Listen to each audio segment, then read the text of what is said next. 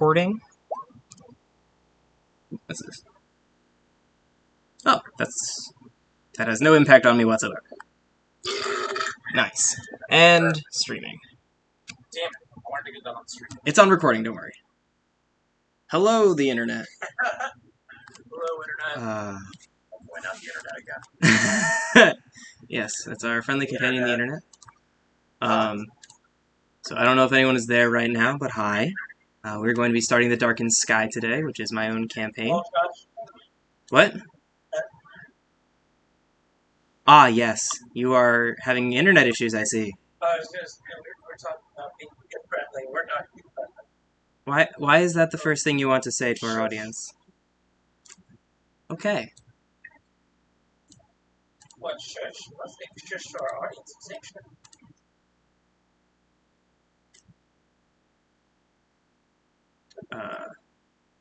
Cool. And I seem to be streaming. Very good. Yeah, you're on. Oh, I should do headphones because I've been picking myself up.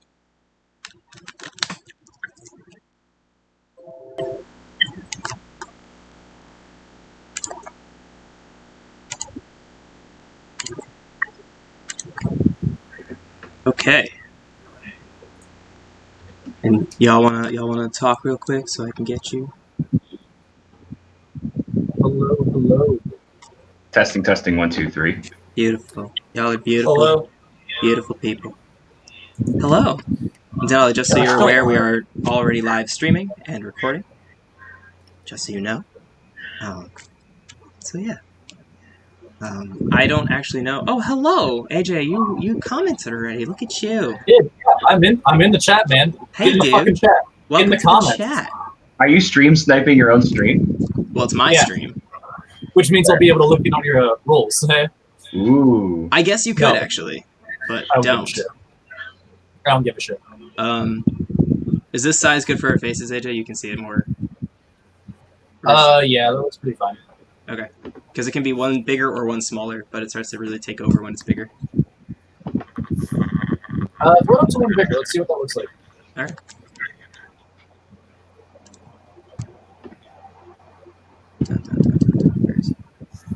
Can we ditch the cards?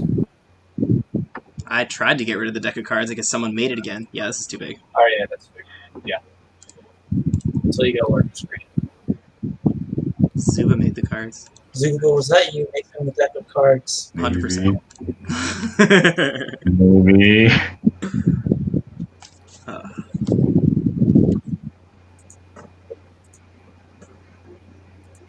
Sorry for my 8-minute absence. I was making dinner. That's fine. I was just grabbing a stack and putting on appropriate clothing. So we got time. I want to make sure everyone's characters are set up first. And then I want to do... I got, like... box text. I got cutscenes. Oh, it's beautiful. Is that blue cheese? No, it's egg. Oh, it's egg. Ooh. Nice. Part D&D program, part cooking show. So yeah, I have like visuals and sort of visuals. Don't get your hopes too high for the visuals, but I do have like written stuff. I'm so excited. Me too. Same. Does everyone I was have... not- Sorry, go read. Oh, I was just saying same. Does everyone have access to their character sheets, and is everyone either at least mostly set up? I should. Okay. And are the names here the ones you want? Because some of them don't look like it. Mine Mine just name. changed. Yes, my name needs to be edited. It Okay. shall do it very soon. Because I know... What's that? Denali's is the right one. Mhm. Actually, this is the only name y'all sent me, so he's the only one I recognize. Hey, I sent you my name too. You sent me your... Oh, you did send me your name. You actually, ironically, had almost the exact same format Denali sent me. It was really funny. Really? Yeah. You That both, is funny. you both said, like, name, size, in, like, different lines with colons. It was really funny. Reed, I answered you, by the way. Yeah, I saw. Oh, okay. Oh yeah, Yes. Josh, change it to big title. Josh, I need a character sheet Oh, assigned to me. you're the one who doesn't have Yeah. one. Isaac, there we go. And Isaac, I need a bit of a refresher on your character because I don't remember what we talked about last week.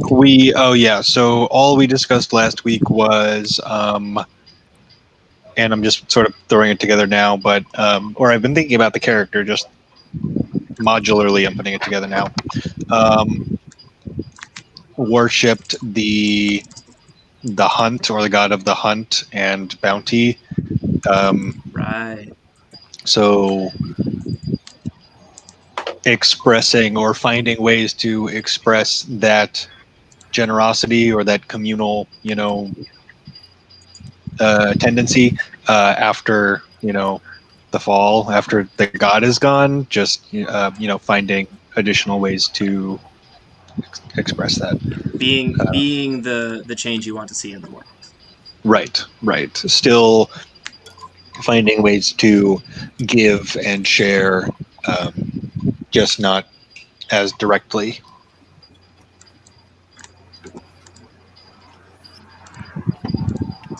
Oh shoot! I should have set everything up differently. I'm very glad that I had time to do this today because we decided this last night. Yeah, Yeah, sorry about that. that's That's fine. okay. I'm really It's excited to fine. get to doing it. Yeah. But yeah, I set up some visuals and refreshed myself on my world and stuff this morning. So, I don't like my class. So This is the lowest AC I've ever had in a game. you're a wizard, man. You don't get Oh, on yeah, it. dog. This is not the highest AC that I've had, but it's definitely going to be the highest health that I've had. Oh yeah, barbarian. Let's do it. Change stream title. I thought I did. Did it not go? Oh, I didn't hit apply changes. That's why. Actually, I just thought about it, and I think I have more hit points at level 1 than Ramona did at level 3. Solid. Nice. Barbarians, yo. They're good. And just making sure you guys can't hear my fan at all, right? Or I guess Isaiah. There's a bit of background. Yeah. Yeah. Boy, is it Josh's fan or is it my fan? I don't know. Could be either or both, honestly. Okay. I get it. It's the summer. It's hot. It's fine. Yeah. Can you guys hear okay? It's real hot. Yeah. Yeah. I got everyone's quality in pretty good. Okay.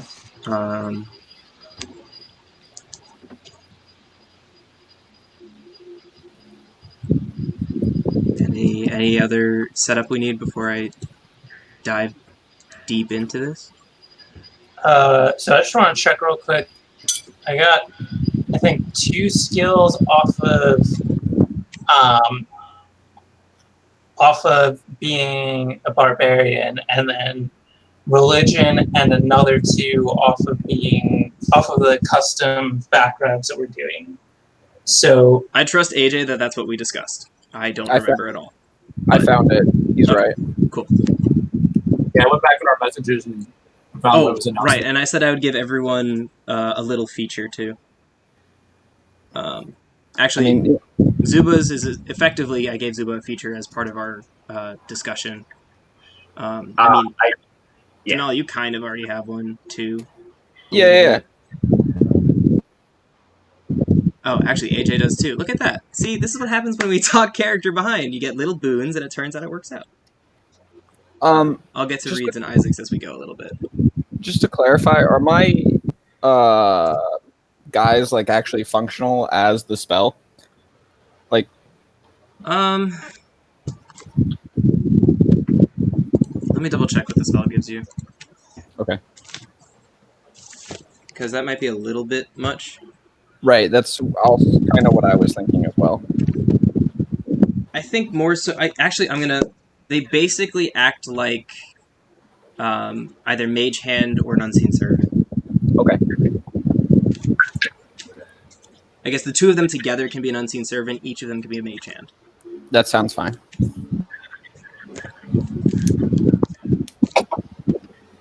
And that will all make sense soon.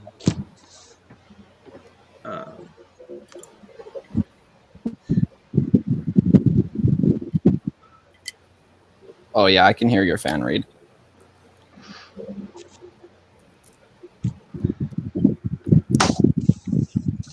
Oh, Isaac disappeared.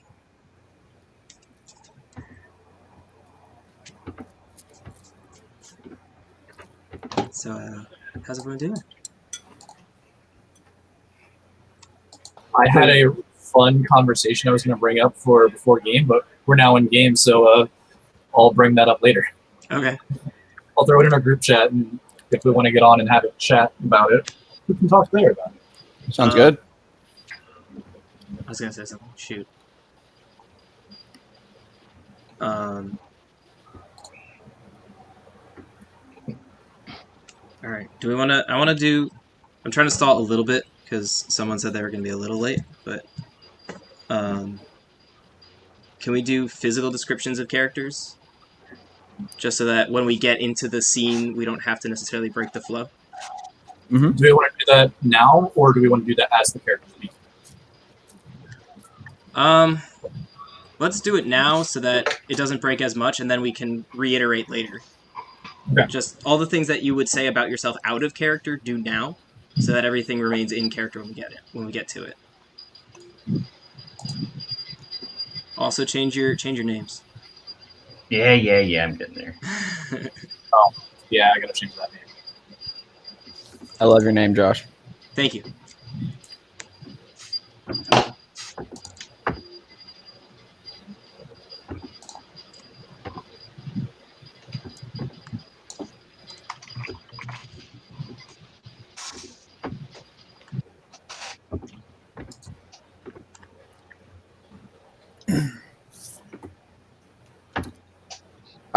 I calculated weights for the first time ever. God, it's miserable. Oh, I'm carrying 94 pounds. jeez. Why? I don't know. So you are basically that merchant that goes around with a giant bag that's overflowing with stuff. Although you're not necessarily a merchant. But like, you're probably carrying 90 pounds too. You just don't know it. Right, but there's a difference between my character carrying 90 pounds and yours. Oh yeah, a big difference. Yeah.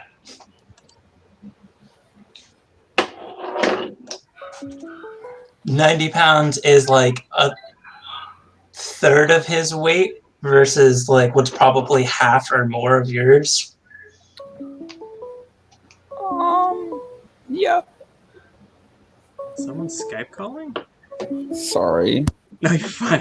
That was just confusing.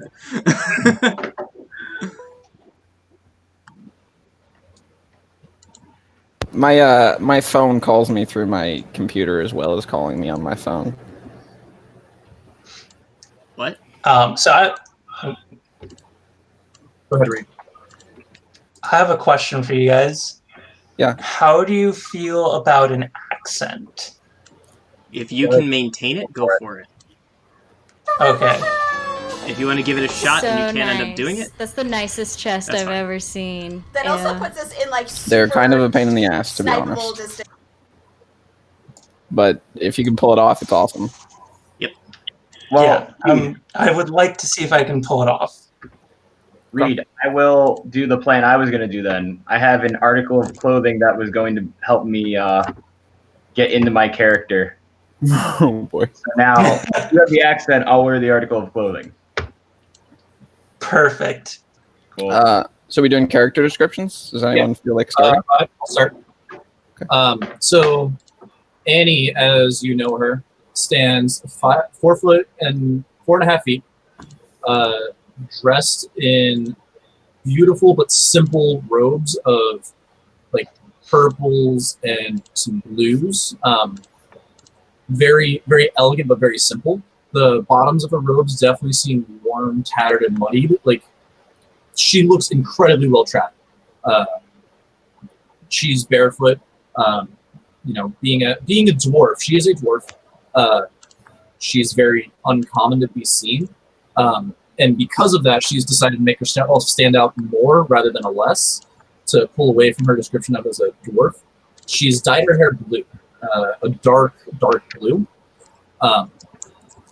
So she's dyed her hair blue, and she carries a backpack and bag full of scroll cases, and you can even see a bit of an easel poking out from it as well, along with all of her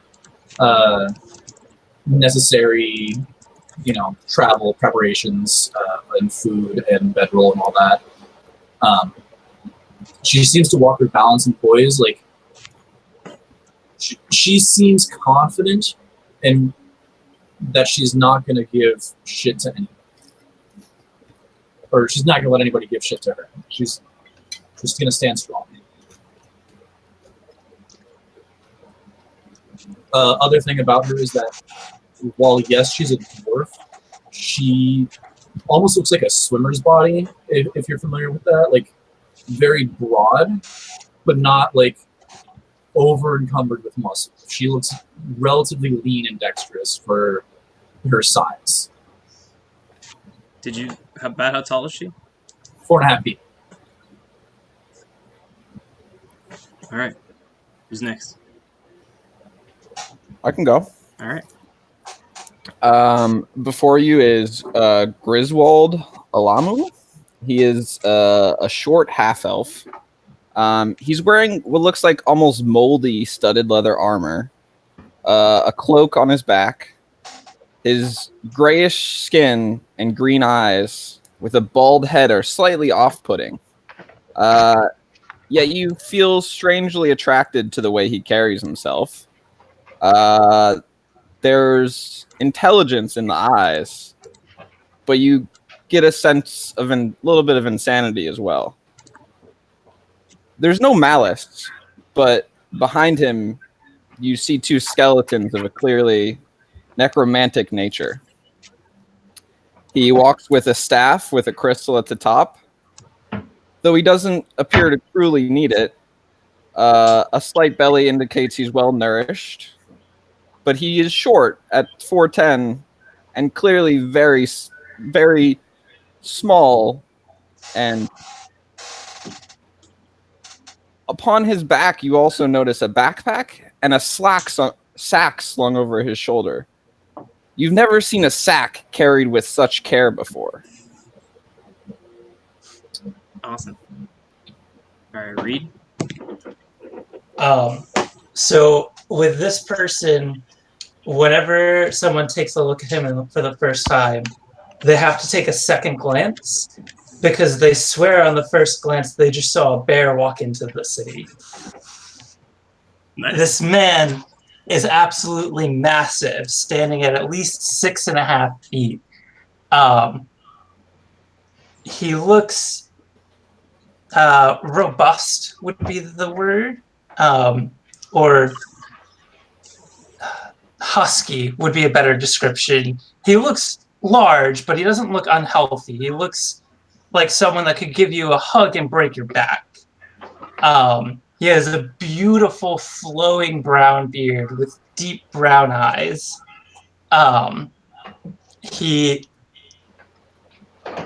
When you look into his eyes, you see, it almost reminds you of someone that's looking at you deeper than just surface level.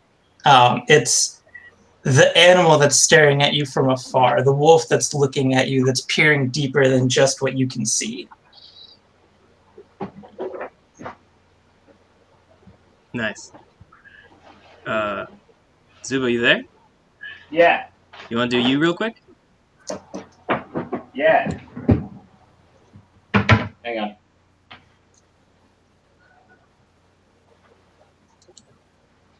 So you see someone rather short, scuffed. Yes. Yes. She has a greenish headscarf, along with her staff and many other strange valuables all about her. Big earrings that kind of catch your eye. You could see coming out from her green headscarf maybe is some blue strands of slightly curly hair. She walks very short and has very prominent features. a pretty prominent nose, eyes that are very, very wide and gaze into you. She's not someone who sits down lightly and leans back. Her eyes are constantly shifting, looking about the room, looking about the people. Her name is not just her first name, but Madam Vetsy Sundry. And Madam Vetsy, she's done a thing or two, she's seen a thing or two, and she'll tell you a thing or two about what you'll do. There's many things that Madam Vetsy knows, and there's many things that Madam Vetsy will know very soon. Occasionally, you see her fiddle with a round object inscribed with a infinity sign. Although sometimes the infinity sign is sideways, sometimes it's not sideways. She seems to whisper strange things to it. And occasionally, in a small pouch that Madame Vetsy carries around her neck, you see colors emerging from it. Sometimes rapidly, sometimes not so rapidly. Sometimes there's a faint green glow. Sometimes it's a blue that fades into a deep red. These lights flash about as crazily as the eyes of Madame Vetsy seem to be. That's my character.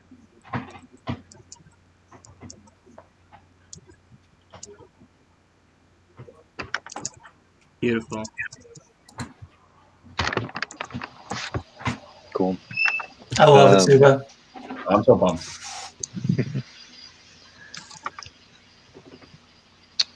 Cool. So Rorik is human male, about shoulder length, blonde hair, usually tied back. Also carries a staff, but it's more of a walking stick that he obviously does not need. Same as whoever that was earlier. Griswold, thank you. Lots of natural materials, leather armor, leather satchel, and on the backpack has deer antlers, sort of a deer skull sort of sticking out of the sides. Probably gets caught in doorways a lot. Wonderful. Stops frequently as he walks around town to feed squirrels, toss some seeds out. Although, are there animals in this world, or did the animals disappear with? There are still animals. Still cool. Okay, just wanted to clarify or make sure that I'm still picturing the world correctly. So stops to like feed the birds. He does that thing that Zuba does a lot, or will do, where he like holds his hand out and birds will come and like pick seeds out of his hand and then fly away. Which, Zuba, I don't know how you do that, but it seems like magic. Yeah.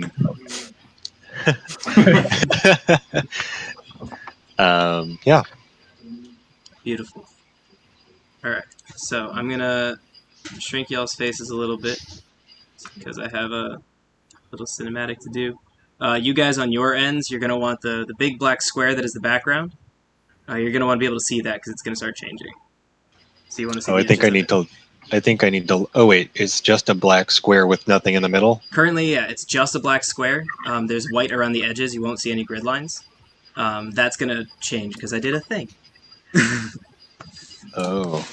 So what we're going to do, I know you guys are aware, but a refresher couldn't hurt.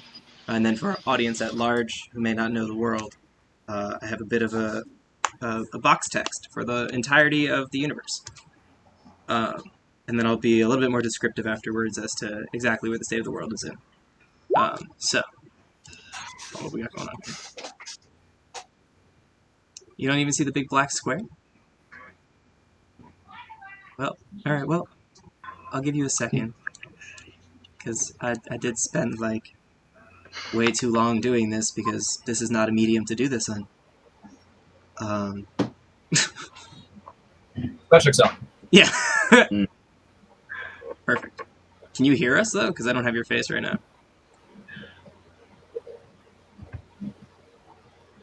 Oh, man. Do we need to dance? I don't want to dance.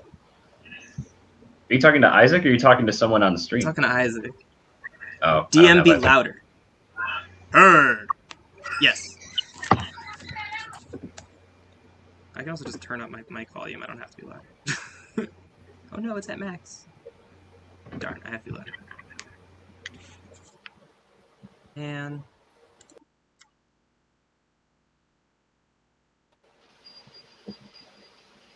I have everyone. Does everyone have everyone? Yes. I'm just waiting on Zuba to come back. Alright, he I'm refreshed waiting, though. He should be coming to you though. Oh, I'm gonna start. As long as you all have me and I have all you, I'm gonna start. So. I lost Josh. Oh, what? Screw you. Wait, I only lost your camera. Oh, I also lost your camera. Weird. Quieter than everyone. Oh, I know why.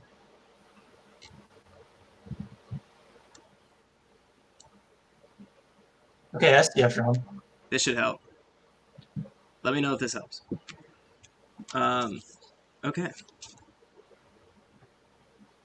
This world began as most do, in darkness. But from that darkness came the light. And from that light came more lights. And the lights danced across the sky. Lights danced across the darkness, formless and free, causing creation as they collided. From these confluxes of energy came our world, Deus, which bore witness to the beginning of the 4 arch-gods. Sun and moon, earth and sky. And from the darkness emerged death. The 5 spread their essence upon Deus, and from them rose all. Mountains, clouds, oceans, trees, all from the energies, all giving back to the energies. Then, all the gods sprung forth.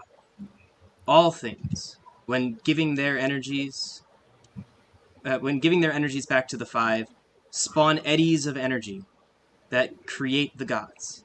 Those formed from numerous or strong eddies last. Those of fleeting or weak form ephemera and are gone.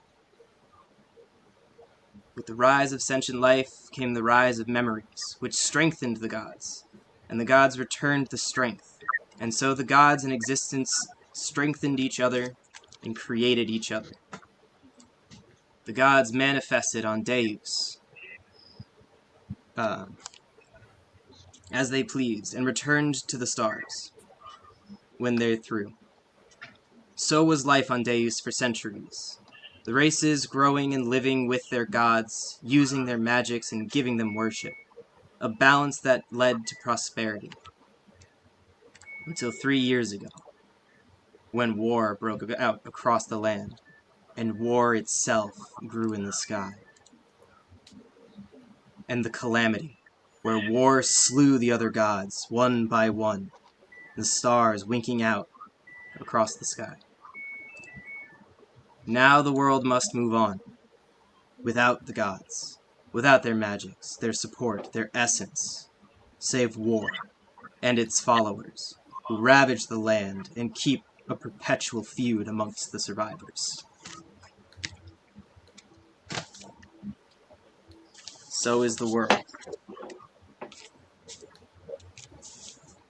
Yeah. Thank you. I'm proud of my visual thingy I did. Anyway. That was cool. Yeah. So to recap and reiterate, yes, Deus. Or, I guess Deus is what I was... Deus is the name of the world. Thank you, Iris.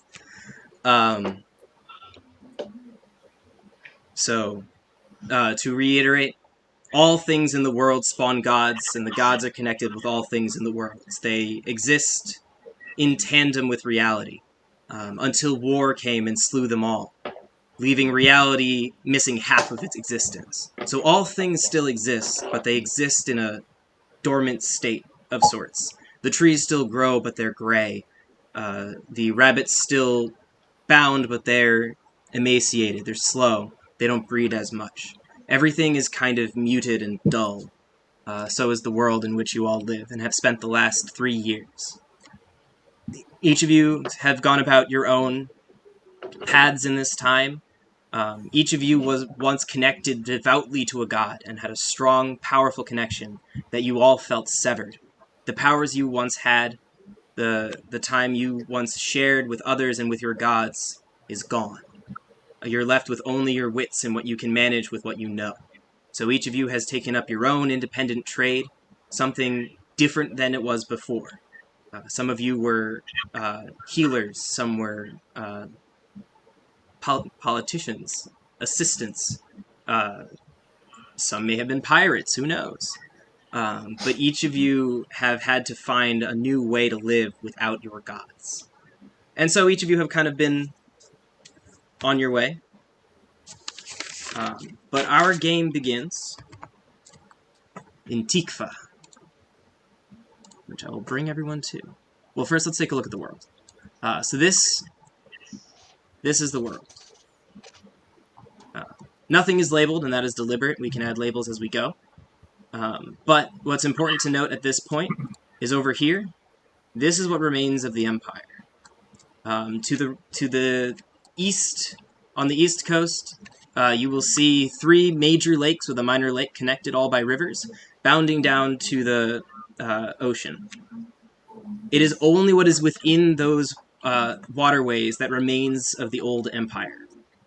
The Empire used to stretch all the way across the land to the Great River, and north until it got too cold, and it was bounded by the deserts and mountains.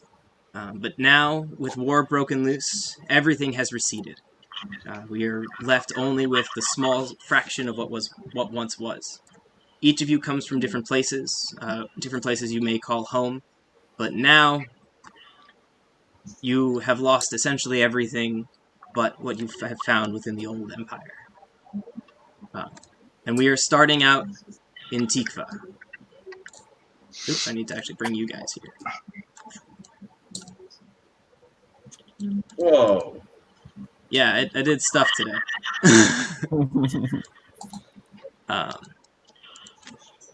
I don't know if you guys have gotten... You guys probably didn't do pictures yet. I forgot about that. I'm working on that right now. Yeah, so find avatars while I keep describing. So this is Tikva. You are all here for different reasons.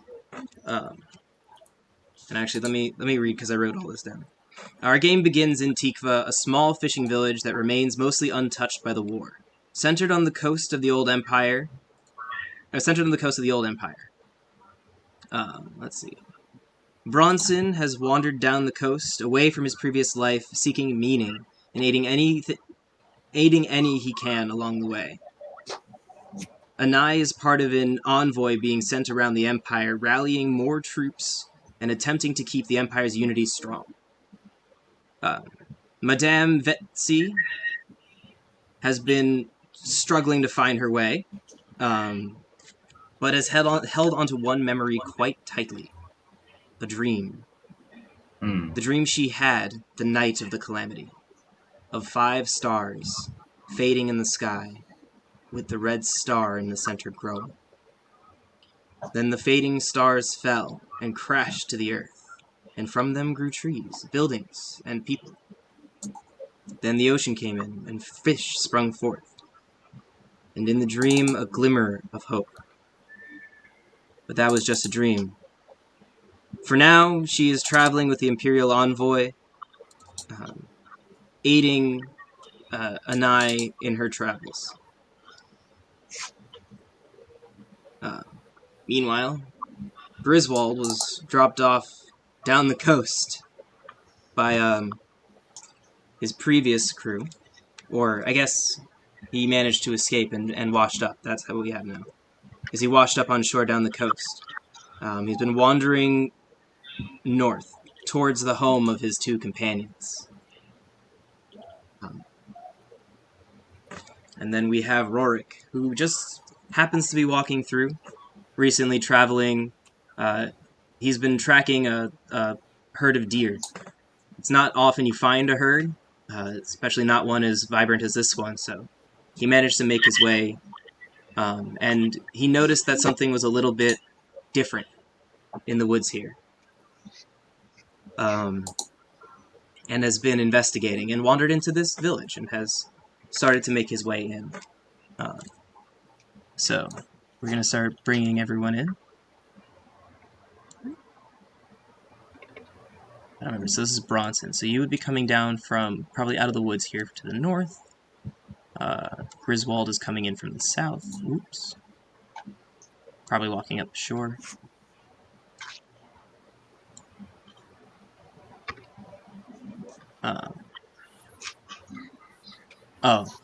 Anai has a long name. That's why. Gotcha. Yeah. Um, Yes. You have been in town for... You have just ridden into town, so... you're probably on your way towards the main house at this point.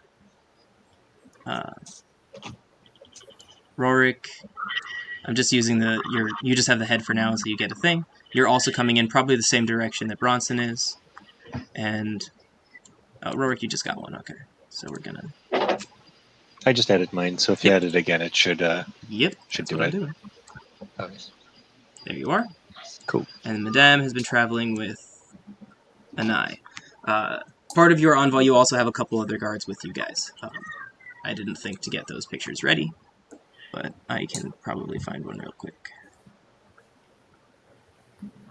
We'll use this guy, because Darren is on hold for right now. And they look cool. Beautiful. Do they have a weird Irish accent despite the fact that Ireland doesn't exist here?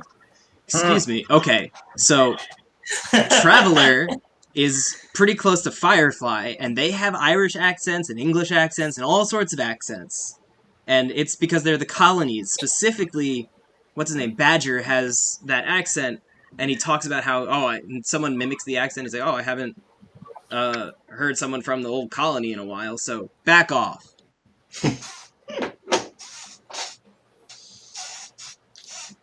Anyway, what was that? Where was I? We're all coming into town. What? We're coming into town is where we're Right.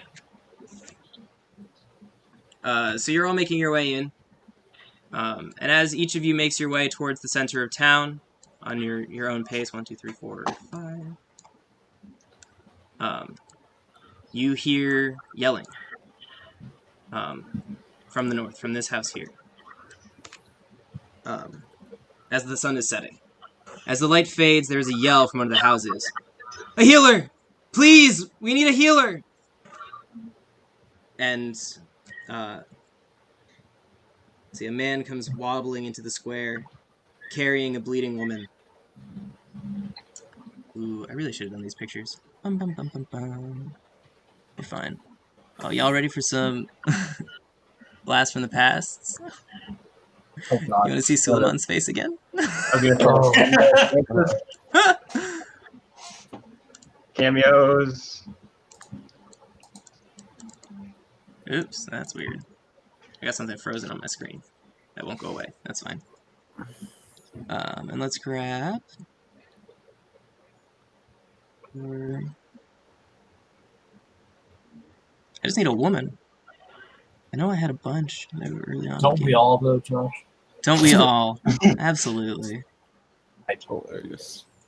What? Where's, like...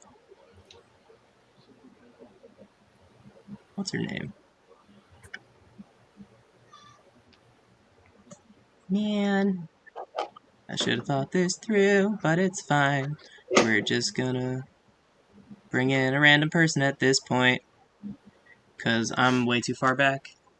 Did I not have a picture for Arani? Nope. I don't think you ever did. I mean, you can use like That's Sithis or surprising. Alright, well, this will be the other one, and we'll deal. Carrying a bleeding woman. Yeah. Please, someone! I came home and found her bleeding, and my brother was gone!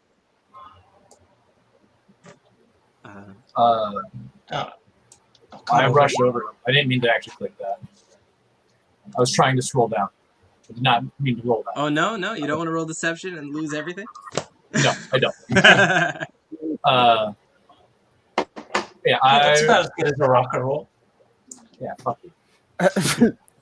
I run over expecting to be more helpful, but immediately realize I do not have any healing abilities anymore, and just do my best to staunch the bleeding and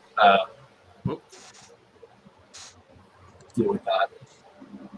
I wander over, but keep a distance, since usually I am not welcome places anymore. As you bend over, she snaps awake and breathes out, "Help! My brother, Remeni, taken by war priest." And she's unconscious. No one moves. I'm gonna go up and take a look at her wounds with my 18 medicine check. All right. Looks like she was hit pretty hard across the head. And it's potentially fatal. Shit. I would like to wander up to the house to check out what's going on there. All right, so as you're wandering towards the house, Ludus, the man speaks up. No, this can't be happening. Why is a war priest here? In the Empire? What can we do? Some passerby who's been drawn out by the commotion says, "Against a war priest? There's no hope. I'm sorry, but your brother's dead and gone. All we can do is tend to your sister." The man turns to you, Anai. You, please, as an agent of the Emperor, shouldn't you at least find out what a war priest wants here? Just follow him if you can, please, for my sister. And I then she can rest. As long as she knows why he was taken, she can rest. Of course. Do you know if there are any trails leading out of the house? I think they went north. They only trail out into the forest. Griswold, as you approach the house, your companions, you get this sense from them that this is familiar. In fact, as you look inside, you recognize the crest that your two companions had, that this is their family. This is their home.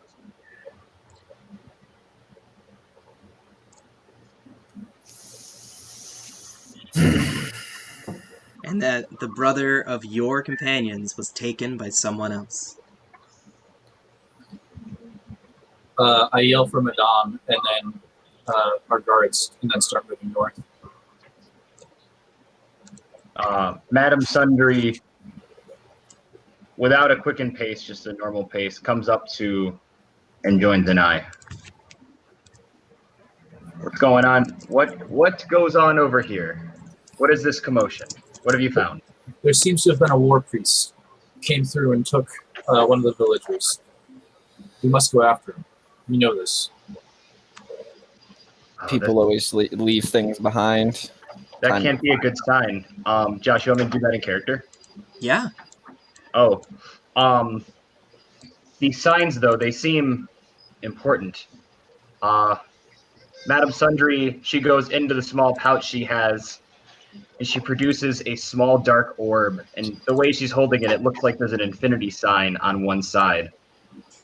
She slowly checks underneath the orb and stashes it back into a pouch she carries.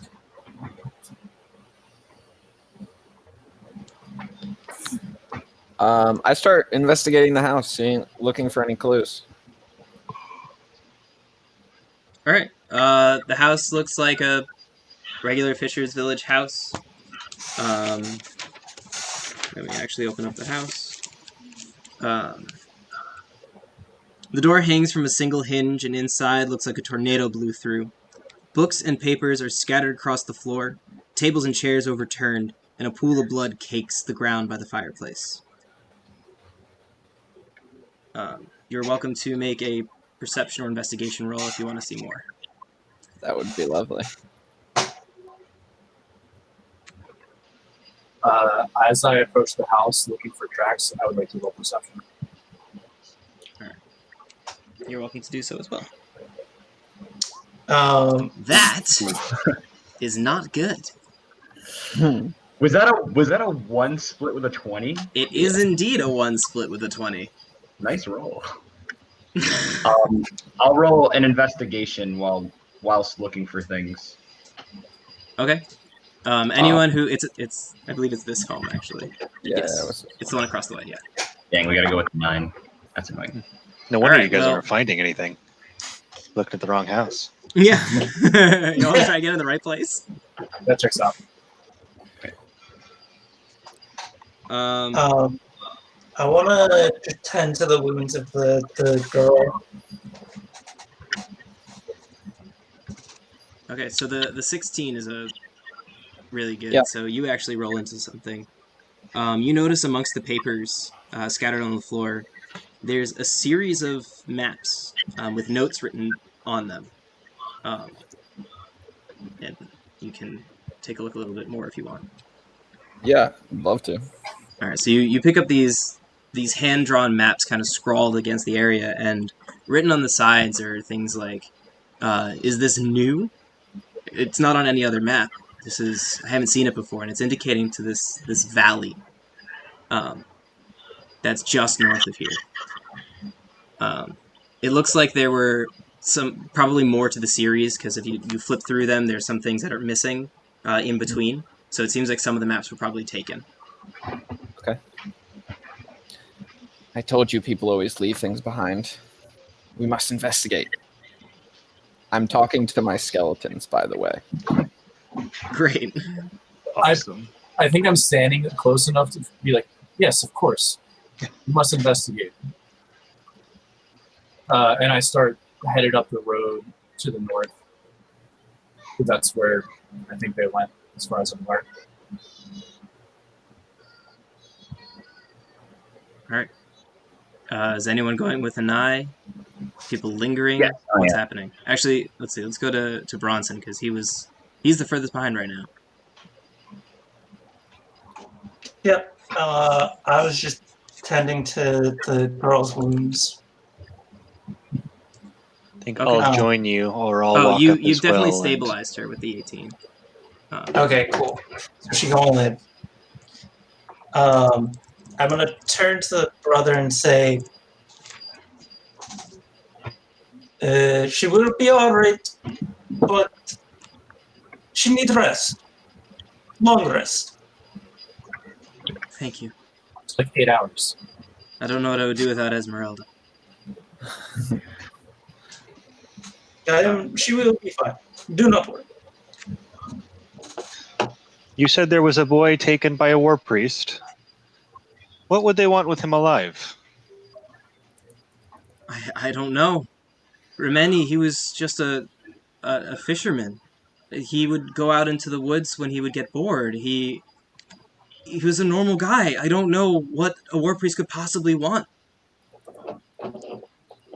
You feel like there may be something more here, but you might want to roll an insight to see what that might be.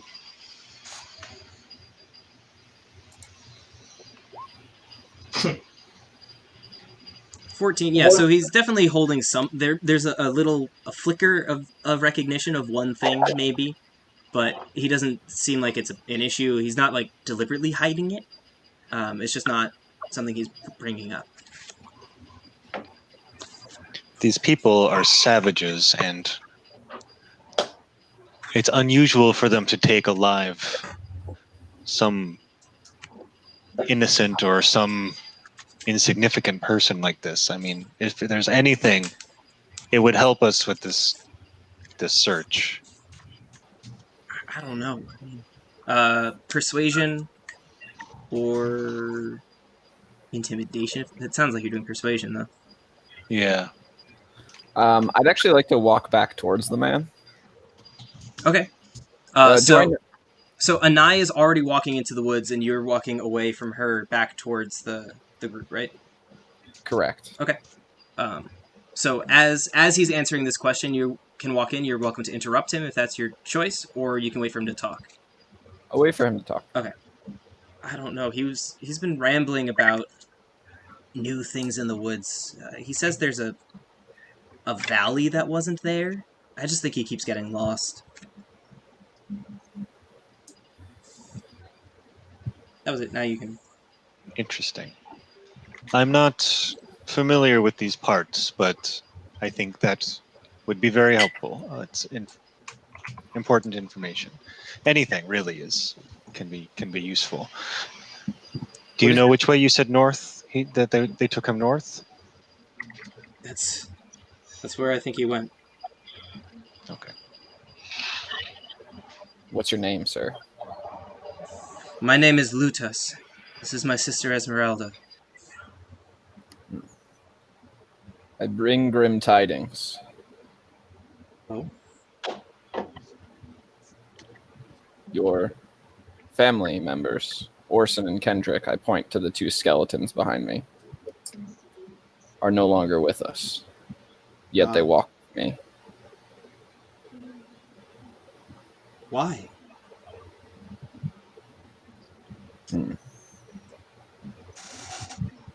One of War's minions could be connected. I must investigate for their sake. What race are they? Excuse me? What race are the two zombies? These are all humans. They're skeletons, so You don't see protruding teeth. yeah. But probably the same race. Did they worship any particular god?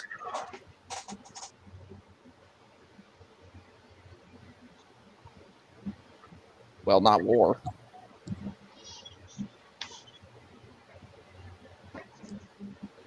Bronson gets up from the girl and walks over and just kind of mumbles some words that you may or may not catch. The skeletons do not respond to you. Oh, I'm aware.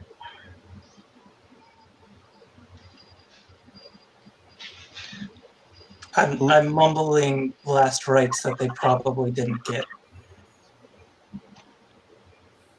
Also, Gotcha. everyone, please ignore the bots in the chat. I don't know how to get rid of them right now. We'll figure it out later. Make you a moderator? Yeah. I don't fully remember how to do that either, but I will work on it. I'm not playing this character right yet. I need to work on it. Same. Add new. What are you? You're just AJ underscore? Yep. Yeah. So I rush off into the woods with Madame Sundry, and do the guards come with us, or do they stay here? That's up to you.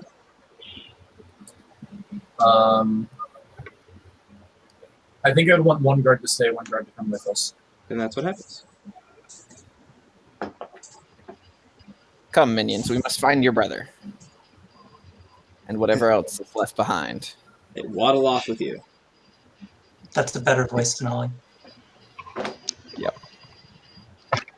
What a strange man. Ludus, we'll find your friend, your brother.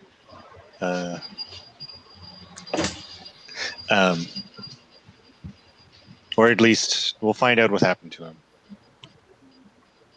You were traveling through woods, yes? Yes. I think that you and I have better chance of finding brother than a bunch of city folk who stick to roads. I think any help with the war priest is helpful, would be. But yes, I think we can work on tracking him together. That would be great.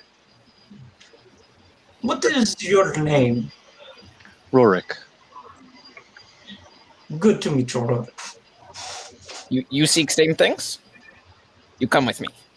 We go together. I take stuff. I get stuff. My stuff. My I valley, don't- my stuff. Okay. I think at this point we're both gonna start heading north and roll survival to track footprints, I guess, or track any trail leading from the house away. Here, I have map. You look at map.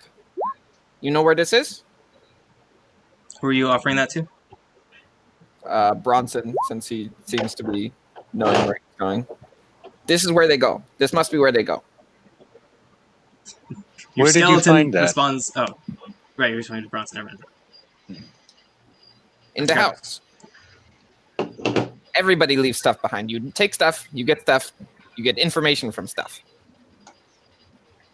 Very good. I am not much one for maps. Rorik, I will search for footprints.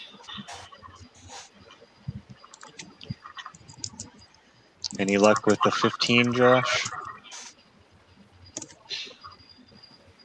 Yeah. 15's enough to find. You actually find some blood spots and some footprints going off into the woods to the north. Okay.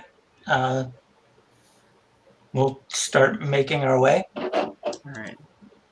That is the extent of the map preparations I have. Because basically I would just have a map with a lot of trees and that would be really boring. So it's time for the world of imagination. I'll focus our screen over here on the patch of trees. And it's as though we're walking through a patch of trees. Good thinking, Lincoln. So great. So you're following this trail north. The sun has almost completely set by the time you've made your way into the deep woods. It is dark. You were relying essentially on Bronson. Anai, you took the lead, I believe. Yes. How far did you go before you realized you couldn't see their tracks?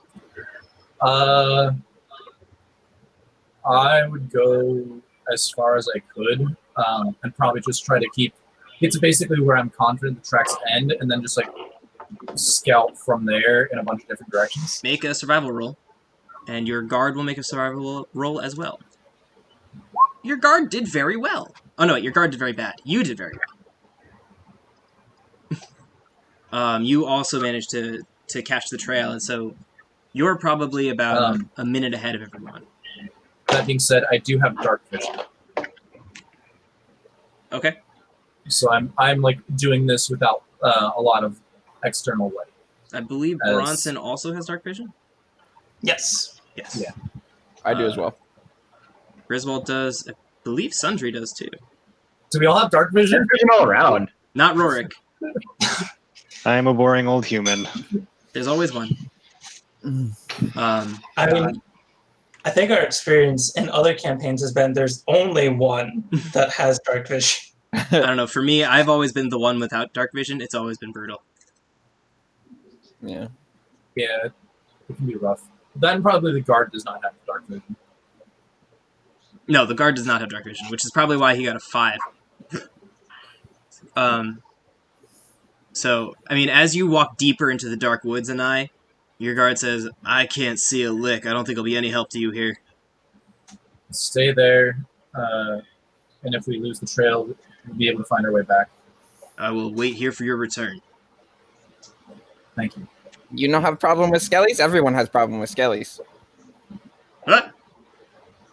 I mean, you're a minute behind. I'm talking with Bronson and Rourke. Ah, gotcha. Madame, where are you?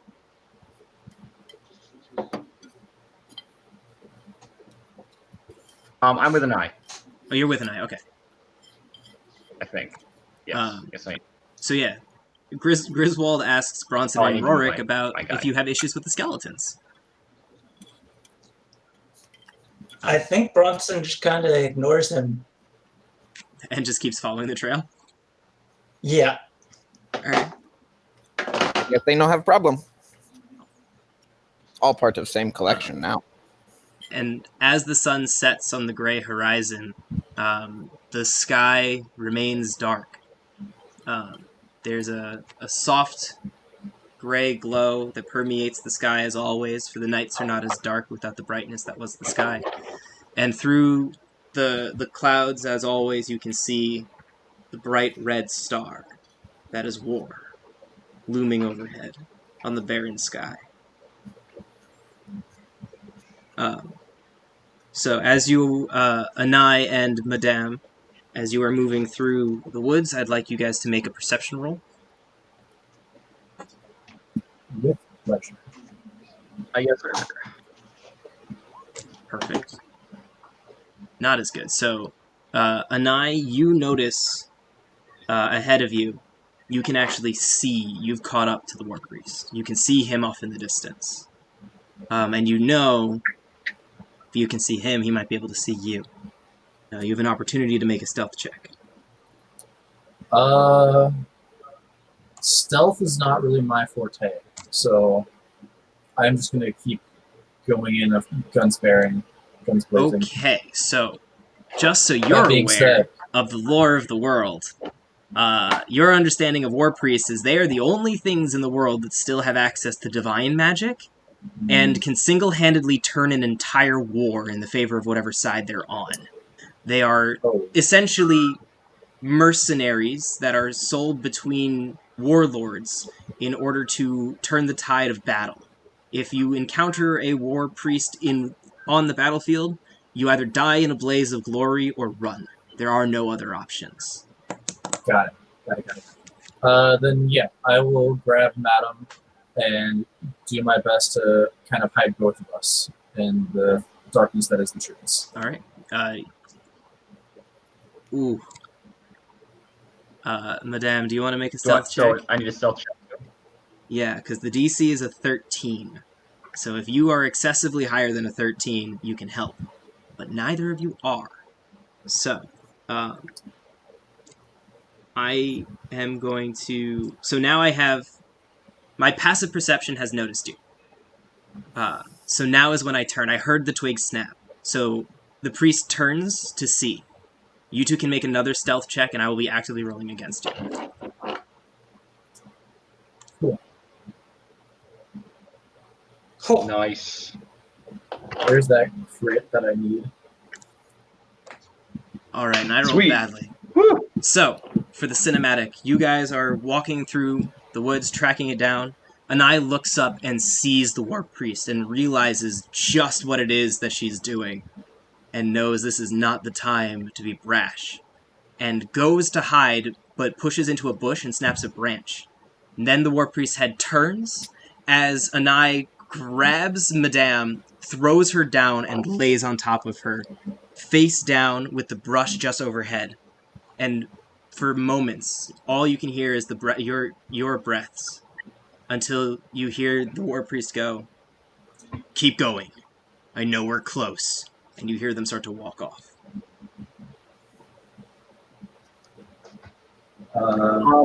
Anai, you hear a whispering in your head.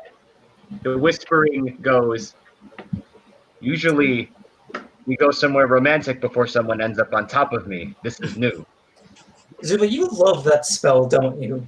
It is my favorite spell. And I just whispers back to you. Usually they're a lot bigger than you are, Madam. You hear whispering in your head again. Let's get back on track. Where that So- big warp is off to. And just for Anai, for your benefit, you know of Madame. She has been on the War Council for the better part of the war. And you know she was brought in for some reason, you're not quite sure, but from your experience and your listening around the scuttlebutt, she has kind of been made into a joke. You're not really sure what her role has been. What? Am I wrong, Zuba? No, you're not. I'm just acting in character. So, yeah, while we're on that, I'm curious how much, because we were all supposed to be like renowned politicians, soldiers, healers, whatever, how much would we actually know about each other? Like, would we be aware of At this who each point, person is? actually, you can all make a history check to see if you recognize any of the names that have been said. Although I don't Although, think most of you haven't actually introduced yourselves in character yet. True. I think Anai and Madame Sundry have probably been referenced by the soldiers, like talking to them, but neither. Yeah, Anai is also a Bronson- nickname, so really it would be Madame It- Sundry. I think Anai is what I'm known to by humans. Oh, that's what you're known the by? full Okay. name. Then Yeah. yeah, everyone can make history checks for Anai and Madame Sundry. I don't think anyone else introduced their names.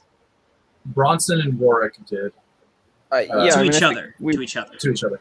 So yeah, you can. I you would can- have talked. I would Was have it? talked to them enough. I said I would have talked to them enough to introduce myself. Okay. I mean, so I'm an the group of three together can roll on each other, and can roll on Anai and Madame. Anai and Madame don't know anyone else's name right now because they left right away. Yeah. So I can roll on Grimswald, basically. I'm a fan of vocabulary, Iris. She commented on my use of the word scuttlebutt. Do you- Yes. Do you want one for each? No, I kind of just want a general one. Wait. Josh, What? check the 8. There's an 8. I know.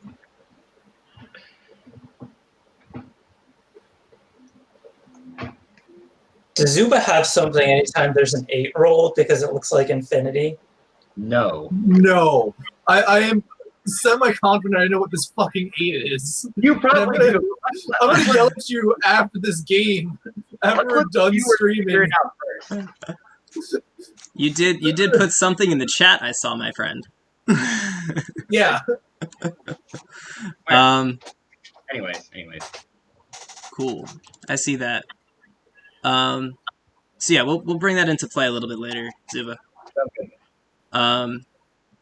Griswold, you've the term Anai, actually. That's the one that stuck out to you. You don't really know anyone else's name here. There's no reason. The overlaps. Yeah. Actually, Madame Sundry, maybe? Actually, I'll give you both Madame Sundry and Anai, actually. You've heard their names. Okay. Yeah, I mean, I don't really think that I'm well traveled, but I don't really give a shit. Yeah, also kind of you've definitely heard both the names Anai and Madame Sundry from your time in the Southern Kingdom, or at least from your context in the Southern Kingdom. But besides that, you don't recognize anyone else, sounds good. and no one else recognizes anyone because your rolls are terrible.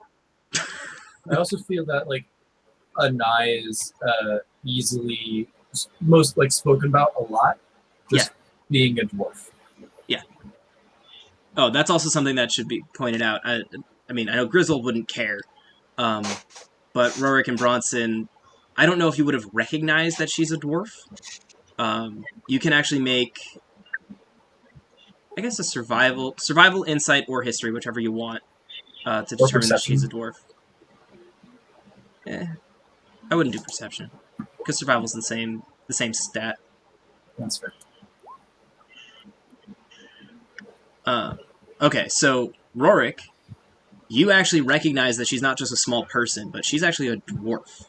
You can tell from the physiology differences, which is something of a surprise, considering you, along with most of the world, think that the dwarves are extinct. Some think that they were a myth and never existed to begin with, but those who are more versed in history know they did, but their empire supposedly imploded on itself long ago. So the fact that there's a dwarf walking around is very odd.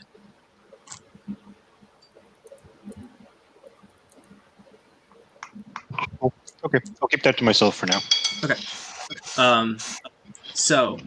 Anai, how long do you stay down? If I start to hear rustle from behind us of the rest of the group coming up, I'm gonna pop up and kind of explain the situation of what I heard and what I saw. That is what I was asking about. Cool. So yeah, you hear the rest of them. I don't think Griswold is being too quiet. Especially not his skellies. Probably not. No, You hear the rattle of the bones behind you. and you've for a few moments now you haven't heard anything from up ahead. So you think that they've missed each other as they come up behind you. Okay. Cool. I pop up and help Madam up to her feet. And Bronson, then, You're not after my things, are you? that happens. Stay away. Peace, friend. There's a war priest just across over the hill. We must tread carefully and silently. You're not here for my sack? I have no need for your sack right now. Okay. War priest is still here. There is no point in moving forward now. We should just wait and collect boy's body afterwards. That would be Bronson's experience with war priests. Yeah, you're right. I'm not arguing that. There must be a reason that they took him alive. I think it would be best to follow from a distance and find out. I already But told you're you. right, I'd map. they're He's got a map. dangerous. He knows something. Do you know what distance is for a war priest? A mile. That is distance you track for a war priest. So as he's rambling his negatives, Rorik, you see that the road continues up ahead. You can't see too well. I mean, you can see it's still like twilight, so you can see a bit. And you see that along the side of the road, there's pretty thick forest, and it gets to be a bit of a ravine. So you can climb or walk on the steep edge pretty far along with minimal risk of being spotted. You could still track them along the side. Cool. I don't know if you want to press ahead without them or bring that up to them. Yeah. I think maybe not all of us, but some of us could travel along the tree line here, stay out of sight. You're right. Being spotted would be dangerous, but we can't lose track of them. But I know where they're going. You have a map, but do you know that that's where that's going? Where they're going? Well, come on. I mean, the guy said it, didn't he? He did say they were almost there. You there? What is your name? My name? Yes. Oh, I'm Griswold. That's Kendrick. And that's Orson. Oh. The skeletons lightly wave. And I take a long, hard stare at both the skeletons. And you are famous. Yes. I am the blue-haired dwarf. And at your service. Can I have your stuff? The only thing of value I carry with me are these paintings, and I cannot give you these. You said you were at my service, so I know. Are we going to sit here and discuss purchase of art, or are we going to go on suicidal attempt to track war priest? Because if we're going to do the latter, I'm going to go back to village and drink until I can go get a body. Maybe we should go before the body becomes. Yeah. Perhaps pursuing this war priest will give us a bunch of answers that we're seeking. There's always questions. You there. What is your name? The one who would prefer to drink. Bronson. Bronson. If you go now, you will not know where to find the body. You scout out far enough to understand where the body's at, you'll be able to go and retrieve it. Correct? I disagree that I could just keep following tracks later on. But yes, we can proceed. I am just saying we should keep moving and not discuss trade in middle of forest. There's always time to discuss trade, you know. I have a white sequined glove. Wait. Let me see that. I Let me wanna- see that glove. That is a very nice glove. You say No. your name is Griswold. Yes. I want You to may call take me Madam Sundry, and I do a little bow. Oh, Any of you're you are famous welcome too. to. I guess Anai and Madam, you're welcome to do history for Griswold's name if you want.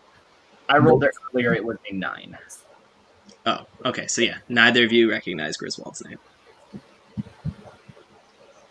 All right, and you just so we are all on know who each other are. Looking towards Rorik. Oh, yes. My name is Rorik. I do apologize if the man says that you're famous, but I don't recognize you. What was your name? Anai. Pleasure. Well, Have you now had that much we are all- experience with war priests? More than I'd like. Me too. So have they. I love this. Well, now that we are all acquainted and we have all come to the consensus that war priests are bad, let's go look for the war priest. Oh, of course. That's their brother. The war priest is their brother? No, the guy that he took with the map and the valley. Whoa. Okay. Breaking things over there, Josh. Yeah, I clicked way too many things. We're good now. Are we going to walk along Forest Edge like Rorik suggested or not? Sounds reasonable to me. All right. So, Rorik, don't mean to be rude, but you're human with bad eyesight. I will take lead. Thank you. alright, Since so the skies have darkened, finding my way at night has become more difficult than it used to be.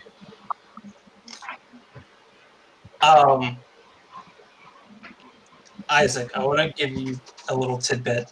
Hmm. When you say finding your way, you see Bronson's eyes shift just a little downward. looking sad. You know, that's really interesting that you say that. I was just thinking about this thing. Okay, so war ships go to I'm war, gonna right? put my mouth over, or my hand over Griswold's mouth. You're gonna put your mouth over Griswold's mouth? Getting started That already. was That's fast. your old You guys character, just met. silly. You're not a prostitute this time. Now's not the time for talking. I get it. I'm sorry.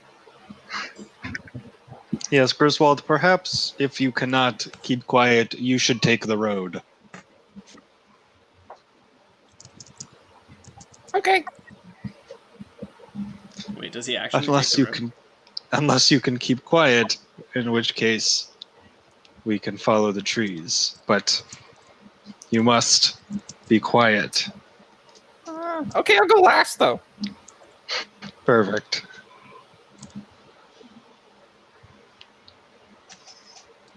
All right. So stealth checks from everyone, please. Oh God, fuck.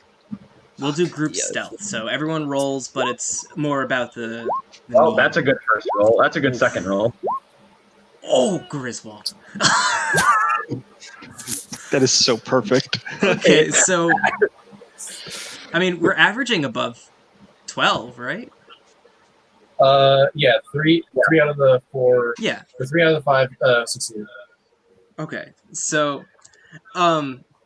while Griswold stumbles along, you all manage to keep him in line quietly as you move around. However, Rorik, what you didn't quite notice in the twilight is that while you can definitely climb along the edge of this, it is steep, and it is going to be a bit of a work to stay up. So each of you needs to make me an either athletics or acrobatics roll, whichever you'd prefer. Oh, Christ. I think, like, during us trying to stealth,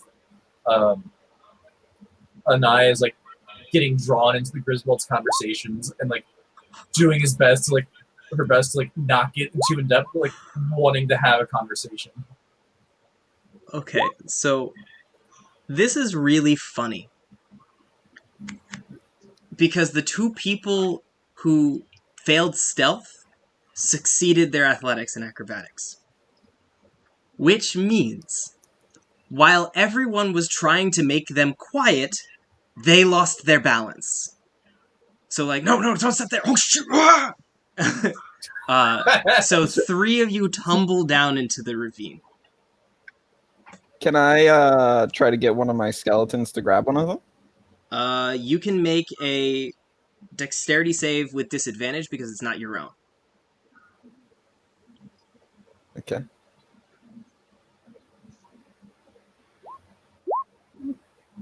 Okay, you managed to grab. Now the question is, can you hold them? Oh, Lord. Yeah, what's up? Keep grabbing. And I'm pretty sure I gave them about 5 pounds of force. Nice. So you grab hold, and the skeleton goes down with them. Nice. And just topples down into the ravine. Can we make either an athletics roll or a strength save to catch ourselves so we don't tumble all the way down the ravine? You won't need to do that. Okay. Actually, wait. Yes, you will. Sorry, other stuff happens. Yes, continue. Yes, you can roll. Another athletics or strength save? Athletics. Much better. Okay, so you catch yourself about halfway down. But you're basically down in the ravine.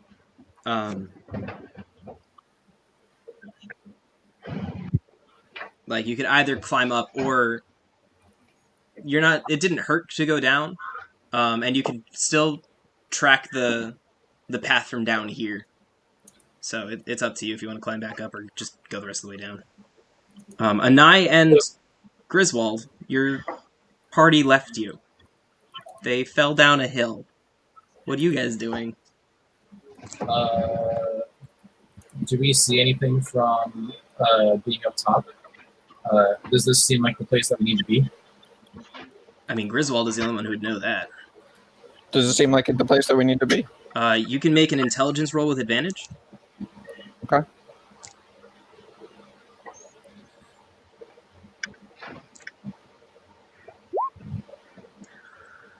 Oh, I'm glad I gave you advantage.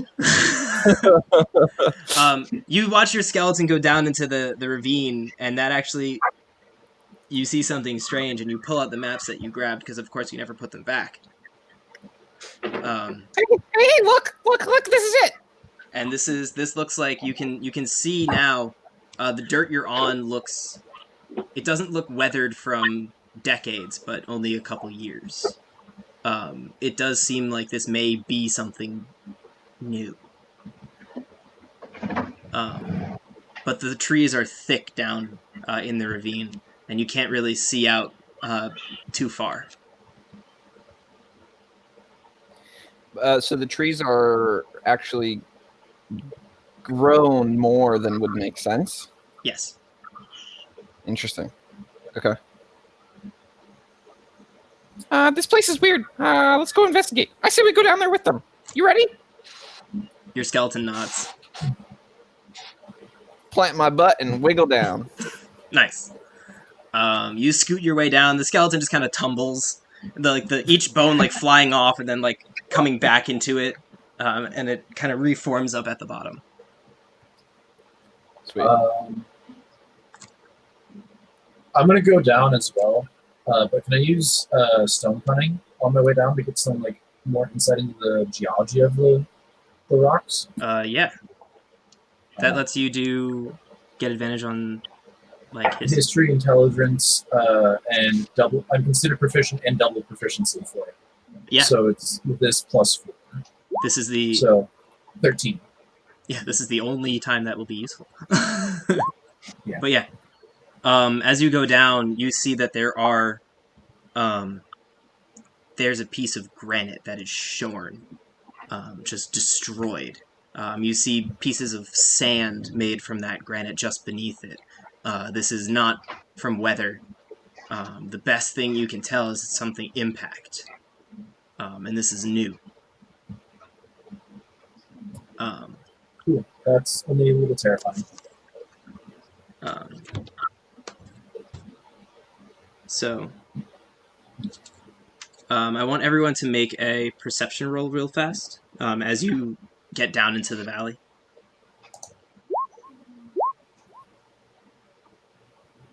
All right. I've rolled a 2. Sundry, thank you.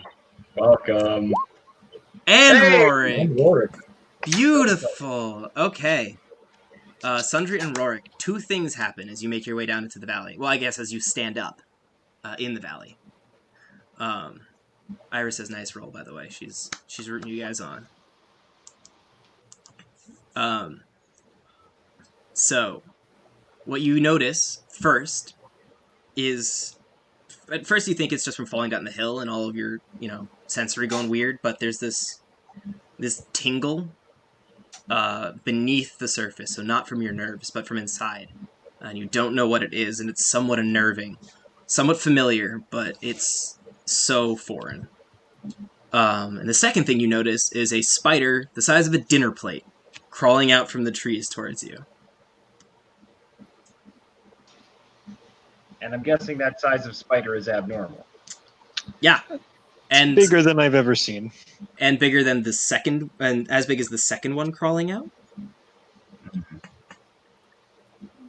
Sorry, do you have any extra walkers that might? Yeah, I have heard bedtime stories about things like this. We should see what we need to see and not stick around for spiders. Some kind of And the third spider as it crawls out to you. Rorik, are you or seeing like me? extra milk nuts and I- butter and stuff. think we should give them some space. I Got some extra mail. Try not to touch anything.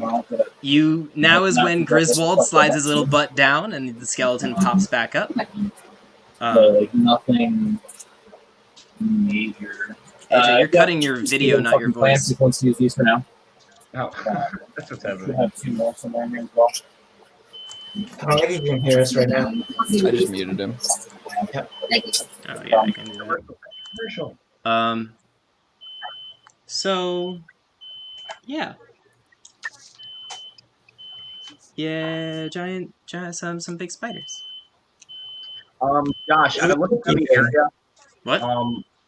Who is I'm the bee? glancing around, That and is are me. there other like webs and nests where we are? Like, is there any? Are we like? Does it seem that we're invading the spiders' like territory? Or are they just coming out because there's spiders coming out of the trees? They're coming out, and they seem to have some sort of malice.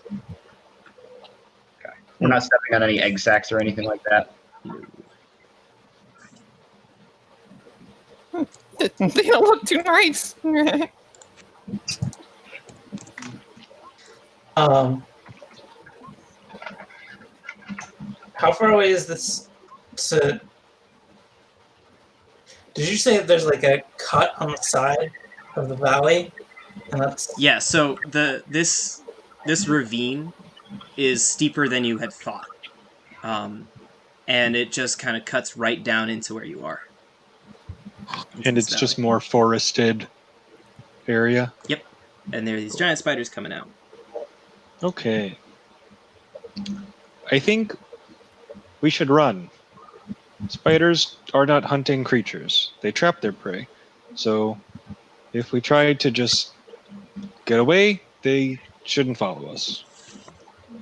Can we get where we need to go around these spiders, you think, Rorik? This is where we need to be. Look at the map. It's the same place.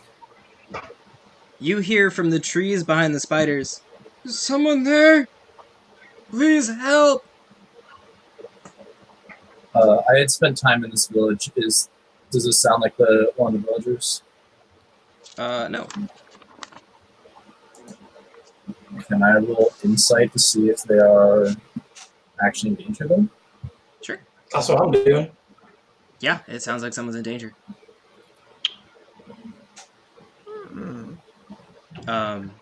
And finally, descending down, is a spider the size of a horse. Please roll initiatives. Josh, I'm gonna type you something. If it's kosher, then Yeah. let me know. You want to put on the too Oh late. yeah. Whoops. Keep Sorry. track you're going. Oh, it shows your full name? That's weird. Yeah, it's the Yeah. name from your character sheet. I will edit that then, so that way you only see Annie for now. I mean, I don't feel like editing my name, so I don't have to. I did better when I clicked it on the initiative tracker, so I'm going to keep the one on the initiative tracker. That's fine. I don't care. Do we have all 5? 1, 2, 3, 4. Who am I missing? Me. Hang on. Okay. Dang it. My computer keeps switching screens when I hit a button. Cool. Yes, you can, Zuba. Awesome. Cool. So we'll send this in descending order. Oh, and I need to roll mine too. I will be starting at a... Oh, I have a high dexterity, so I have an 11. So I'm right there in the middle. All right. Rorik, you notice now that you are vaguely surrounded by 10 dinner plate spiders, and in the center in front of you, between you and the voice, is the one horse-sized spider.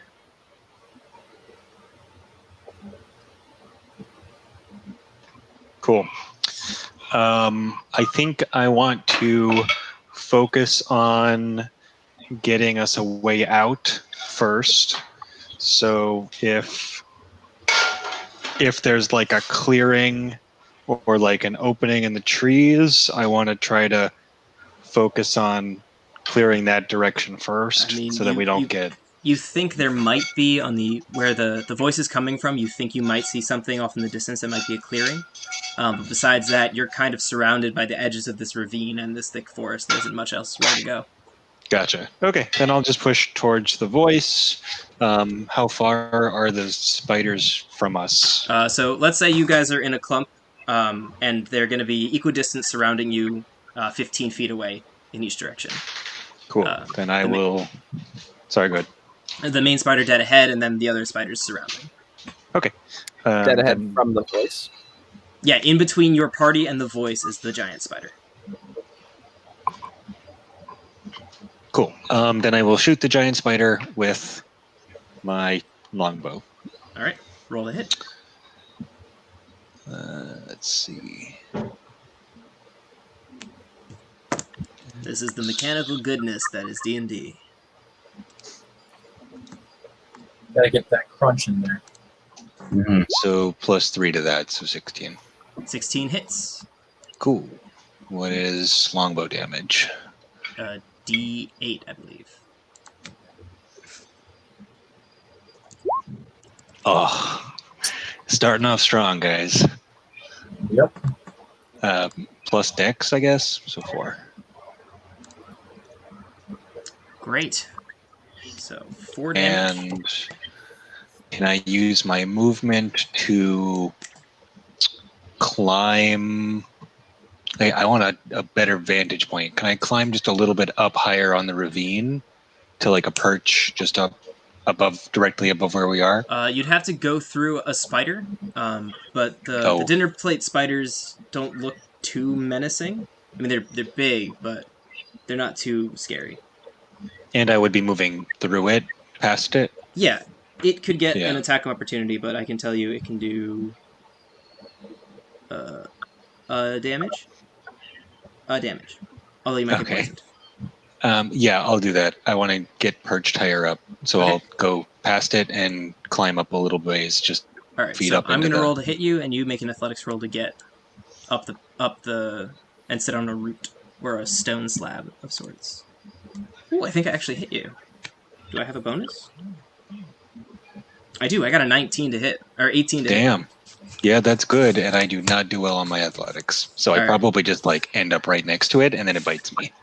Yeah, so you run up and you jump up, and it just kind of whips around and bites right into your calf. You take 1 point of damage, and you need to make a Constitution saving throw.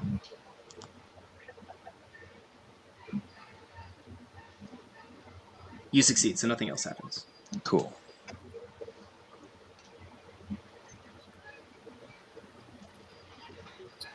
Cool. All right, so Rorik is now standing amongst some spiders. Vetsy, you want to describe it, or should I? I'll describe it after my 2 questions. Question number 1: are we playing with the cleave rule because little mother critters? Sure. Yeah, I don't mind that. Okay. Question number 2: are any spiders sitting on top of webs, and would you consider webs flammable? Both, yes. Okay. Are there any spiders? Like, is there like 1 or 2 of them that are like nearby on webs, looking menacing to my allies? Say that one more time. I'm sorry. Are there any spiders like really close, sitting on webs, about to pounce on us or anything? They're pretty evenly spread out, but you could probably get 2 of them with one thing. Give me 1 second. Okay.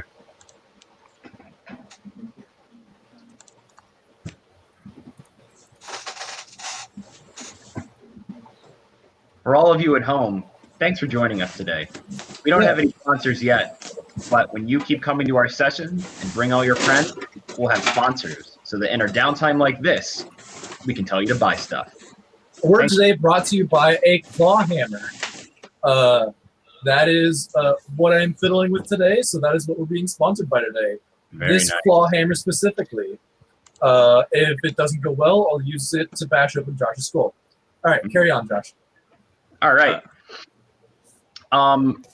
So as the spiders menacingly appear and kind of come into the scene, you see almost like someone's phone going off in their purse. In Madame Sundry's little pouch, there seems to be some flashing lights, and out pops a little sparkling, shimmering ball of light. It kind of bounces up and down in Madame Sundry's face, flashing a couple of different colors, and then swirls around one of her shoulders. Let's see. So there's some spiders nearby? Yep. Yeah. Okay. Madame Sundry says, I don't see things looking good in your future. I think there's going to be something to heat up this situation. Madame Sundry from her pouch takes out a pipe, and from her pipe, a flame shoots out, and she casts a spell at probably the nearest, most menacing spider. Does a 15 hit? Yes, a 15 hits. You burn away this spider and ignite the web and burn its friend away as well. Awesome. So 2 are down. Anai. Anai moves in and pulls a quarterstaff, like what looked relatively ornate, like an ornate walking stick. She pulls that out and kind of twirls it in one hand and brings it up against the larger horse-sized spider. All right, roll to hit. I rolled a 9. That does not hit. All right, well, as she brings that down and it bounces off the carapace, she tries to uppercut it with her left hand. That one you do strike true. All right. So she does 5 points of bludgeoning damage as she brings this quarterstaff down in one hand and just an uppercut with the other hand as she rushes in. You have 2 attacks at level 1. Flurry of blows, yeah. baby. Not even flurry of blows. Martial arts. Right, offhand, yeah. Nice. I have to spend my bonus action to do it, but yeah. At early levels, yeah. Damage is damage. All right, so after that, the giant spider gets to go. Let's see, what do I want to do? I'm in biting range. Yeah, she's just going to bite you. So rears up and bites down.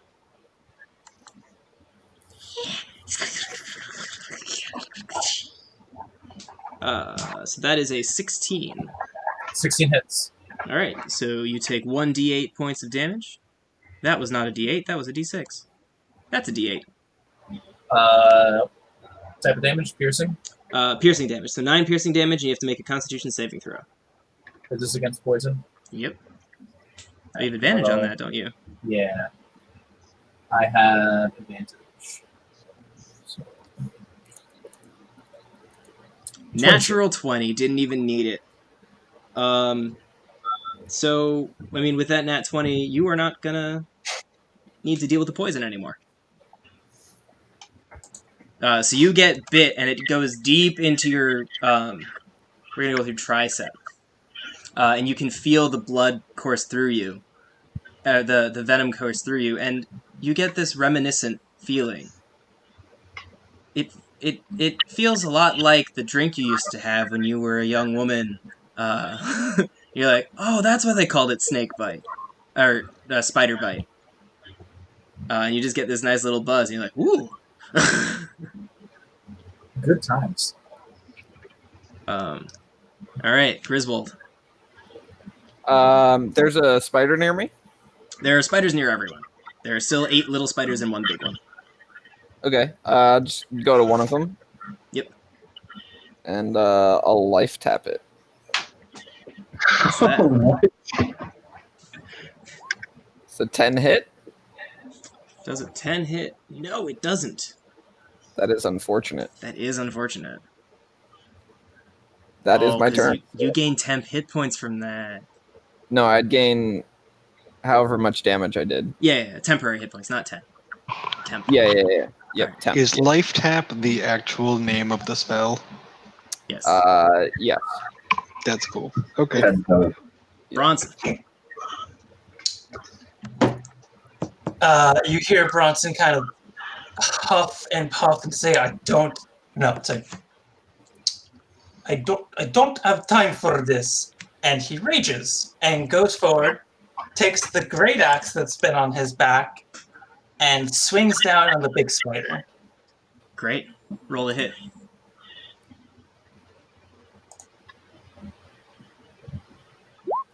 $17 hits. Damage.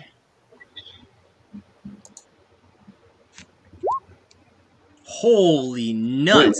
Wait, what? Did you just do 17 damage? Yep, because that's You a rolled nat. the max Alright, 12 you on say, the- I don't have time for this. Walk forward, cut its head off, and keep walking.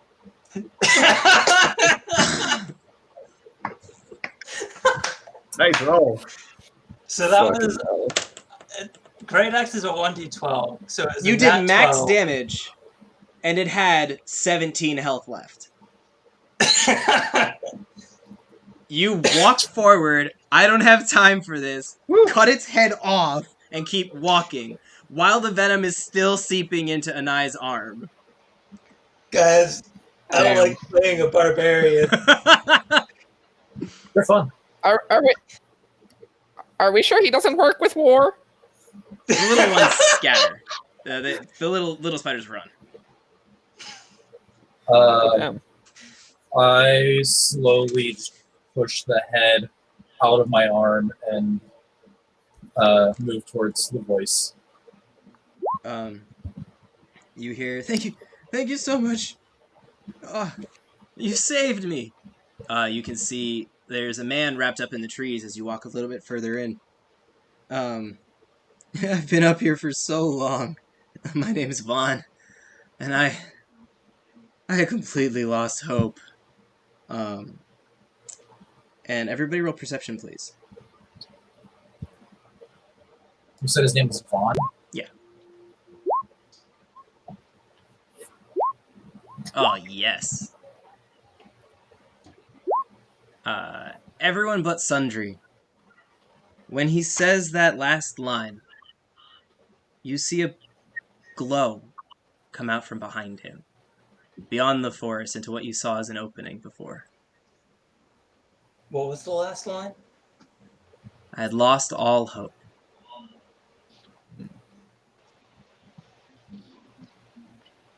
What does it look like? It's just a faint glow out in the distance down the way. And Vaughn's back on the ground now. We helped him down. If you do, that's up to you. Yeah. I do. Yeah. As you're walking But then- towards him, he talks and this light glows, so you can take the time to take him down or walk right towards the glow. It's up to you. And I would move towards the light. Yeah, Yeah. I'll like cut some of the webs real quick to try to like free him up a little bit, but I don't really stop. He hits the ground. Yeah. I'll catch it. I'll try and catch him. Are we out of initiative? Yeah, we're out of initiative. Okay. Maybe the gods still live. I walk up to. You said his name was with a W. Vaughn. What was it? Juan. Vaughn. Vaughn. With a V. V-O-N. I smell Vaughn. Of what creatures and trades does Vaughn smell like? Sweat and urine, mostly. Okay. Does he look okay? Does he look opaque? Okay. Okay, Like, yes. is he hurt? And also opaque, in case you're wondering. Okay. Is the light still there? It's not like a brilliant sunlight coming from the... It was this light... But it's a glow. light that showed up, and then we all saw, or myself and I saw it, right? Yeah. And Everyone saw it except for Zuba. out. And then some people started walking forward. Yep. Wait, what's over that way? Is there something on the map, Griswold? I saw light. Gods might live. Light. In a place like this? As you push through the forest, these trees, and you make your way, it opens up into a valley. Is it reasonable to say we took Vaughn with us and just like helped him along? If that's in your nature, Rorik specifically didn't. So if it's in your nature, then you could help him up and walk, but this is pretty unusual, and you guys might just be walking straight. I can tell you right now, it's not going to impact. Vaughn is super minor right now. He's just there to deliver the sentence. So, as you walk, you step out of these trees and you enter into a valley. The cliffside trees are obscuring the valley from view from the surface. As you walk through the valley, you can actually feel your bodies are growing lighter. This stress is fading, and it feels like you've got this weight that's been lifted off of your shoulders. And as you approach the center of this valley, there's a glow of a tiny, 2-foot-tall light. It stands. It appears. It's only the size and shape of a child, but you get this unmistakable feeling that this is a god. I am the god of hope, it says. And you hear from the ridge, there! It's alive! They all must be! The war priest has drawn a blade and leaps down into the valley. But I'll start with this one. And he starts to approach, his blade glowing red against the darkness, reflecting the light of the glowing red star. No! Yells Romani. He leaps down, tackling the war priest to the ground. And he yells, run! Take it! Run! I'll hold him off! Run! And Romani's eyes glow as you see swirls of light come from the godling and wrap around Romani. And the glowing white chains spring from him and bind up the war priest. What do you do? I move forward and I pick up and with it. Alright. You feel this kindling from inside of you of literally hope that you had not had before. As you run from this valley. As I run, I am doing my best not to cry and failing. Mm-hmm. I think, is it reasonable for me to follow with Anai to jump down with her and run? Oh, you can all run now. Like, this is your opportunity to run. All of you can run simultaneously. I wouldn't recommend staying behind, but if your character would, do so. I think before I mean, basically, just so I understand, right? War Priest, basically, you're fucked, right? Like, At you're your not- current power level, yes. Yeah, okay. So I'm just gonna cast a ray of sickness on him and get the fuck out of there. Nice. I think before I turn and run, I want to call out, are there more of them? You hear Remeni speak with a voice that feels overlaid with other Romani voices. was the guy that lived in the village, right? Yes, the one that was taken by the War Priest. Cool. I don't know. I didn't know this one was here. I just knew the valley was new. And the War Priest fighting back, blade shining, cutting through some of the chains. They will be purged by the will of the god, by war. And you can see your brothers Kendrick and Orson, I brought them back to see you. I'm sorry they died. Your sacrifice will not be in vain. what? They're these skeletons. Okay, bye. No. Like, all right. So all of you are running. I need athletics and acrobatics checks to run through the forest and climb up the ridge.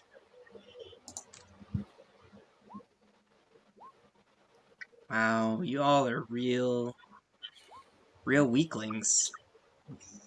Yeah. Sundry manages to scamper up the side, but everyone else is having difficulties. Make another roll. Wait, who? Everyone? Everyone? Except you. Yeah.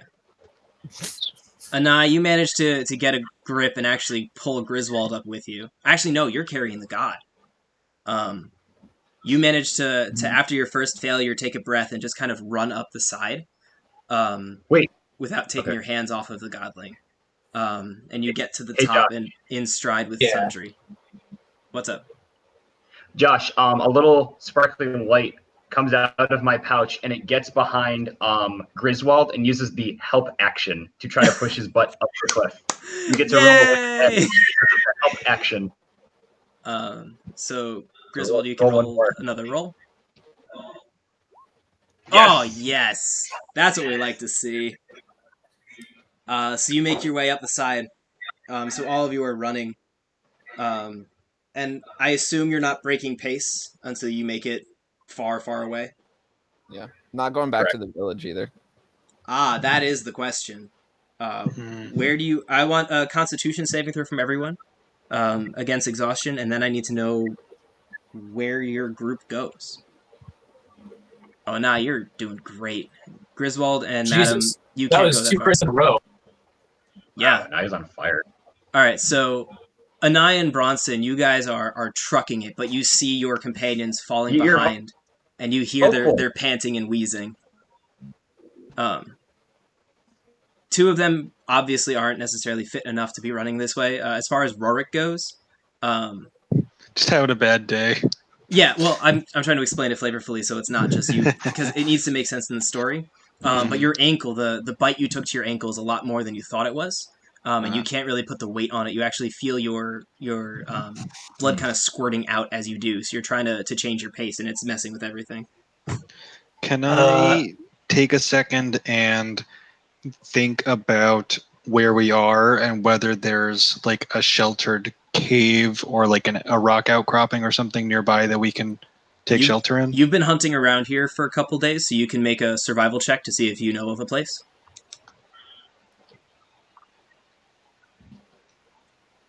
Oof. Yeah, you didn't these run into min-max rolls, not good. Yeah, you haven't run into one around here. You've been tracking mostly deer, so you haven't really been looking for caves. Right.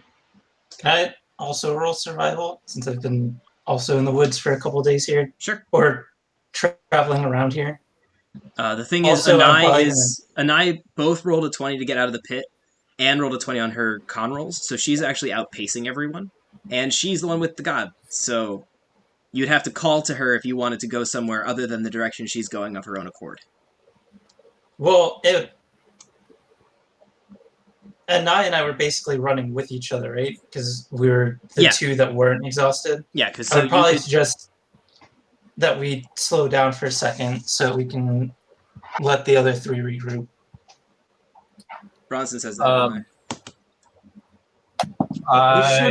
We should slow down a little bit. Let other ones regroup. They are not as fit. And Rorak looks hurt. The people in the town are not safe. I need to talk to the guard that came into the forest with me to have him get back to town and make sure they all get out safely. I don't mean to offend you or your guard, but one guard is not going to save village. If War If the Priest village wants leaves, they'll be better safe. And they'll have more time the sooner we get there. Here, I'll find you, and I hand you the God of War. No, I'll take the god, and then I'm gonna go to grab an eye.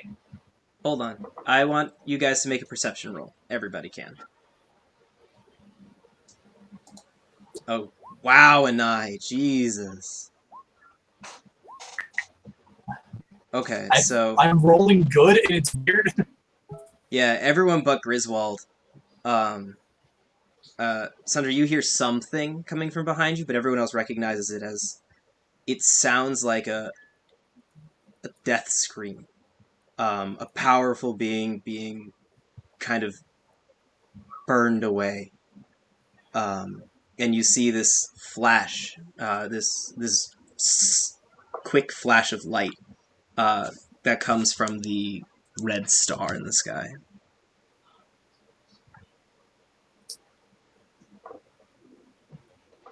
We can't go back to the village.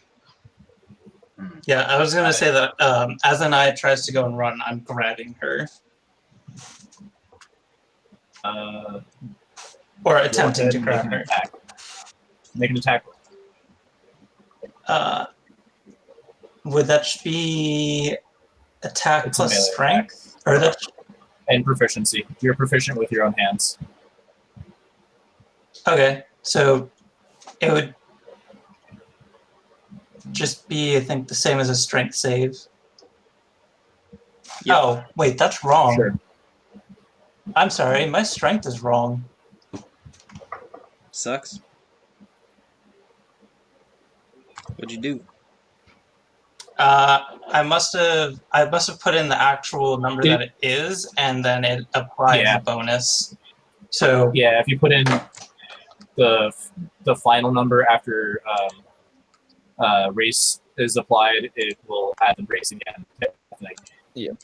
Yeah. So I'm gonna need to fix that. Yeah. There. All right, that should be good. So I'm just gonna go ahead and roll that because it's the same thing. Yeah, 21 hits. Yeah, you managed to get a hold. Where's the godling? I'd hand it over to Bronson. So it's basically like she tossed it to me. I put it up on my shoulder, and then when she tried to run away, I just grabbed her by the back of her shirt. Y'all are being real flippant with this, God. Just tossing it around and stuff. It's a baby. I handed her over gently, and then Bronson tossed her over. Okay, so he hands her, and I hand her over gently. I keep her in one arm, and then grab an eye with the other arm. And then, as the death scream happens, I say, "That is what you are up against.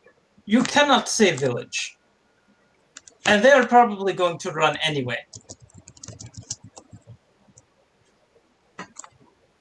Do we know that this is the God of Hope? It said it was. It said it was. That has no bearings on what you know, though. Gotcha. I mean, it's gotta hope. You gotta have hope, right? Always a chance. Gotta have. I frantically look around for 5 growing trees. Do I see any growing trees, Josh? No, all you see is 5 people. Oh, that's not good enough. Yeah, I don't see any growing trees. All right, fine. But where do we go, Bronson? Yeah, it rolled survival. There is caves throughout forest. We can pick one decently far away and hide away there for night. Lead the way. Did we grab Vaughn on the way out? Is it something that we can do? Nope. No one grabbed Vaughn. Didn't we go back the way that we came? Yeah, but I don't think anyone would stop to pick him up, especially because he was already moving on his own. You hear from behind you, guys! You won't believe what I just saw! You see Vaughn come stumbling out, kind of take a few breaths, vomit. Oh. You need a healer. Go back to town, warn them all to run, and then get out of there. The dude in the helmet. He's gone. What? Wait. What? The dude with the spooky helmet. Gone like dead? Burned away in white light. Which one had the spooky helmet? The War Priest. In fact, the War Priest's helmets. I have something close to it if you give me a moment. Okay. I drew this based on yours, but...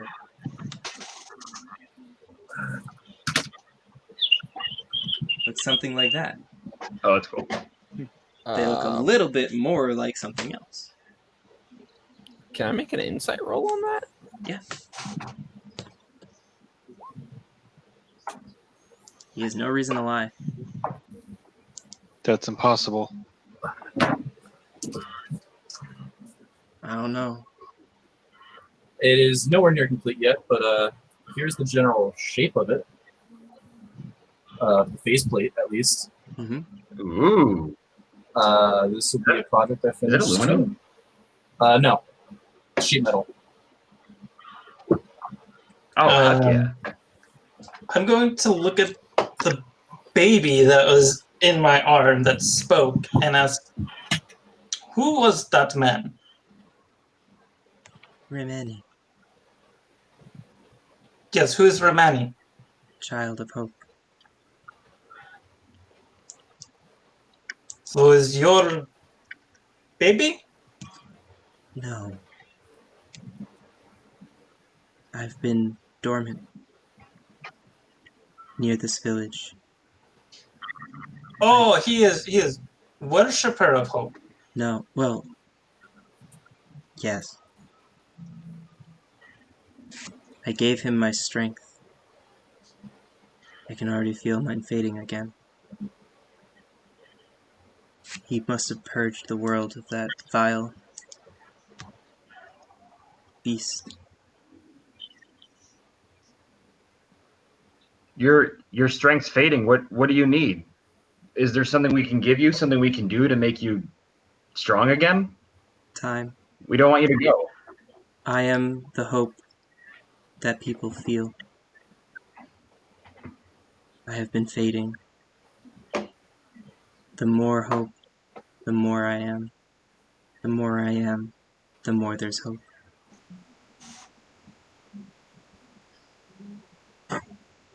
And I think we need to go back to the village. What about this Romani fellow? Is he okay? Let's go check it out. I want the helmet. I was going to be like, let's go start moving back through the ravine. But the helmet's mine, okay? I can promise nothing at the moment.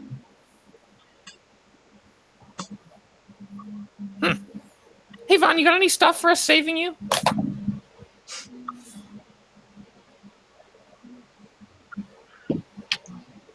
Was that at me? Yeah. Say that again? Hey, Vaughn, you got any stuff for us saving you? He feels his pockets awkwardly. Maybe a little trinket or something? I've got 2 coppers and a fishhook. Oh, the fishhook! The fishhook! He hands you a fishhook. It's rusty and smells of urine. Nice.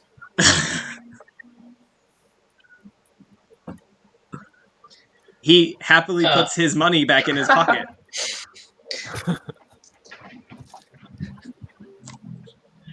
So we make our way back towards the valley. Okay, do you walk along the outside this time, or do you go down into the ravine? I think this time we just go back down to the ravine. Or that's going to be my suggestion. Yeah. Please let me scout ahead first. I mean, if Vaughn's wrong, we can't risk a real encounter with this thing. I can agree with that, Mark. Are you? I will go with you, Rick. Are you in the right condition to do that? You don't look so hot. Oh, I want to use my... Can herbalism kits be used to treat poison?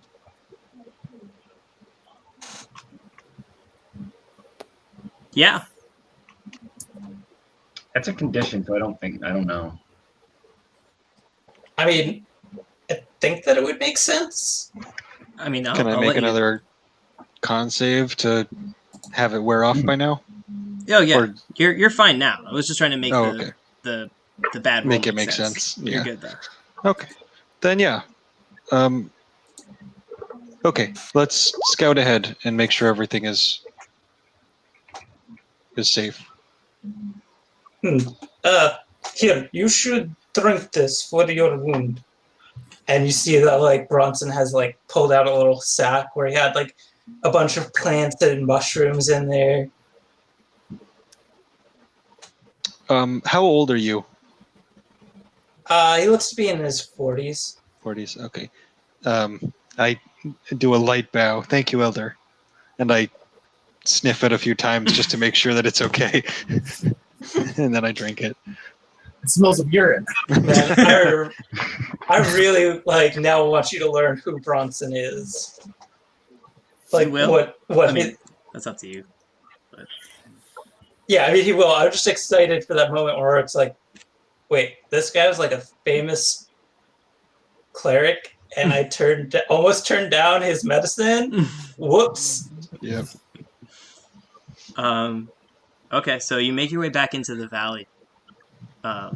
Those that do, and the first thing you notice is that tingly feeling you had before is gone. The trees seem to be a little smaller than they were. You don't see any of the giant spiders you did before. Does the rock seem less unusual? No. The rock seems to have been actually hit and fractured by something falling. Would the falling shape be maybe that of a small child? No, actually, it looks like from the curve of the edge of the ravine, it looks like the size of a giant's head. In fact, the rest of the valley probably matches the rest of the falling giant's body, as hope was slain in the sky and fell to earth.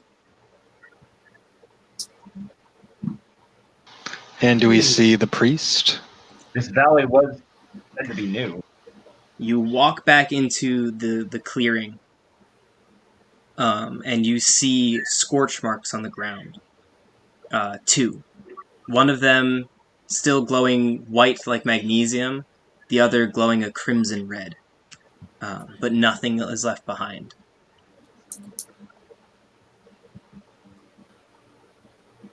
Go ahead, Will. Can we make religion rolls? Yeah. You want to start thinking about religion? Well, considering that we just met a god for the first time in 3 years, and Yeah. You haven't thought about religion in 3 years.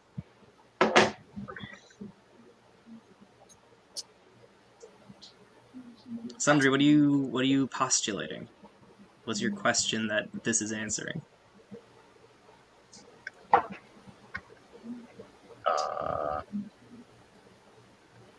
This is.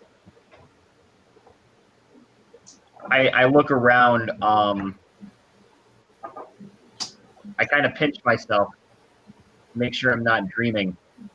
This is something that my eyes have only glanced over, and that I've been a part of, but not. We're awake, right? You're all awake, correct? Yeah, I think so. Okay. She pictures her one more time. I had a dream in which, well, there were supposed to be. Josh, if you would like to reiterate the dream, that'd be good too, because you have it like word for word. Yeah, I got you. Desiree reiterates her dream that she had, a vision per se.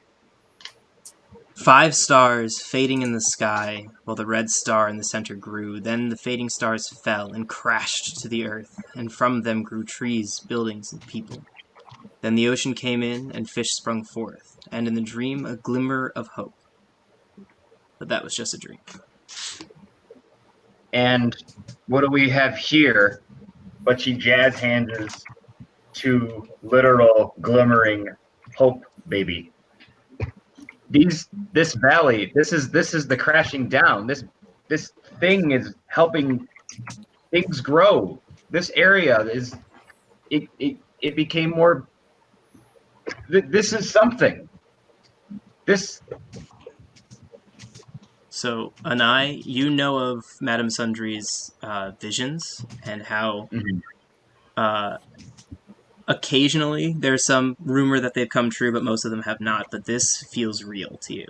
And you see this conviction in Sundry's face.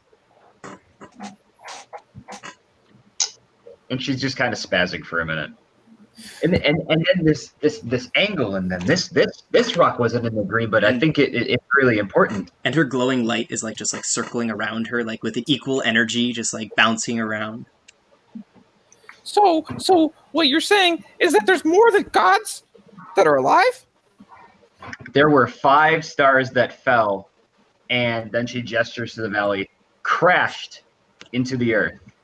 And oh my god, this is gonna be my greatest collection ever! Pokemon. Yes, Griswold. There should be more. There should be more in things growing and sprouting and becoming plentiful once again. This is something that we can't. Should we let people know about this? Is this something that we should tell the world? Is this something we should keep a secret? Is this something that we should do ourselves? Is this something that other people might not have to know about? Is this some? She just goes spazzing with a bunch of questions. War will take them. We must hide them from war. Yes, we can't let war take any more of them. That war priest was already enough, and that was just one war priest. If there were more. When you speak of war's name, and you do you look for its star or no? I would.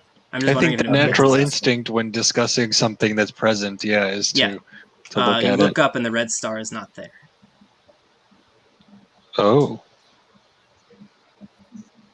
Everyone knows what that means, right? Yes, everyone in this world, when the gods come to Earth, their star winks out from the sky. Oh, Are all the viewers caught up? All the viewers are caught up. It has been a long time since War Priest died. I suspect these are connected. Oh, we should start running again. Yeah, I want to run. The star returns to the sky. Whew. As Anai sees the star return to the sky, she takes a deep breath, and then just letting out anxiety, type of breath, and then takes off her backpack. You realize that she's still been carrying her backpack full of scrolls, and sets up an easel and starts painting. Yes. I have something that I want to add that's also a character moment. So as everyone is musing about, you see Bronson just staring at the empty space where there was a person. And I don't know how loud he's going to say this. I think it's loud enough that everyone can hear it. You hear what is basically the last rites as he's cradling hope. So, Raymond? sorry, I just want to... Those who have been towards the north would recognize these as the northern last rites. So I believe. Well, no, I have specific. So the way I picture it. Oh, okay, may I go? Mm-hmm. So the way I picture it, Bronson knows the rights of the North, but when he came south, he learned the rights for the other gods, or for all the gods and for all the cultures. Here he doesn't really know because he doesn't know Romani, but he knows Hope. So he's giving last rites of Hope, but I'm also kind of freestyling it. You're fine. Like I'm writing something up right now. Do it. Go ahead. Romani, though I did not know you, you have saved me. May you rest knowing that you helped not only the god you worshipped, but all. You have given the world that which it needed most, hope. I did not know you, but I will call you friend. And my friend, I promise you this. As Bronson, I have been known as the lost Godi for these past years, the lost priest, as it were. But you have helped me find my way. I will help others find their hope. Thank you.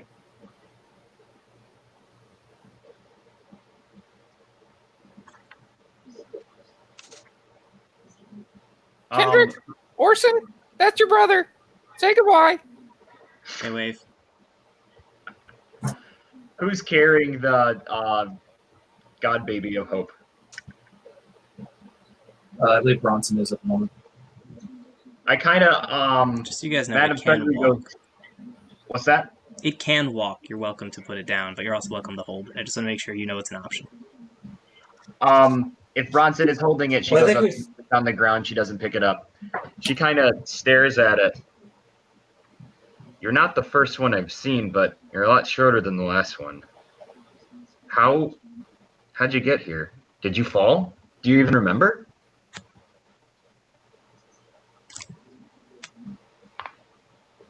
I was slain.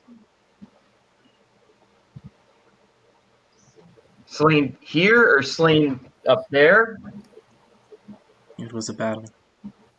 It stretched between our worlds. I do not know where the final blow fell. But when we die, we fall. Mm. And even though you fell and made an impact here, now you're talking with us. And all it took was time, or it took people having, hope. What did it take? Time. And hope.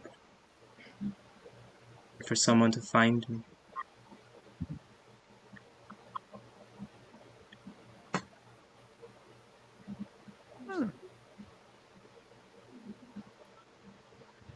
So, war's in this never-ending fight because gods will always be reborn. That makes sense. Because if you think about how the world started, supposedly, all these things just came into existence because people cared about it.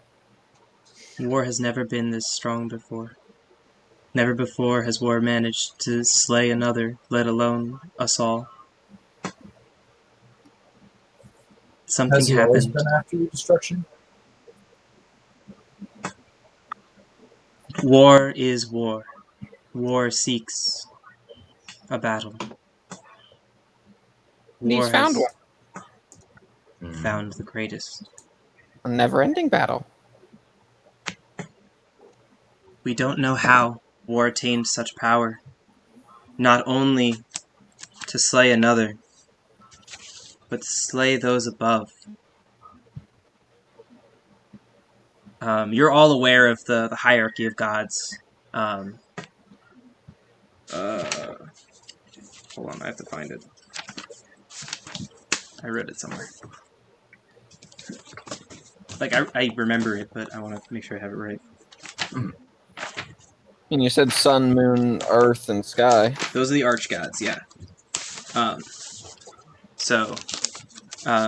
Managed to slay not only its own, but others of its power. War is a major god, but it slew the grand and the arch gods. Only those who follow war or follow death remain.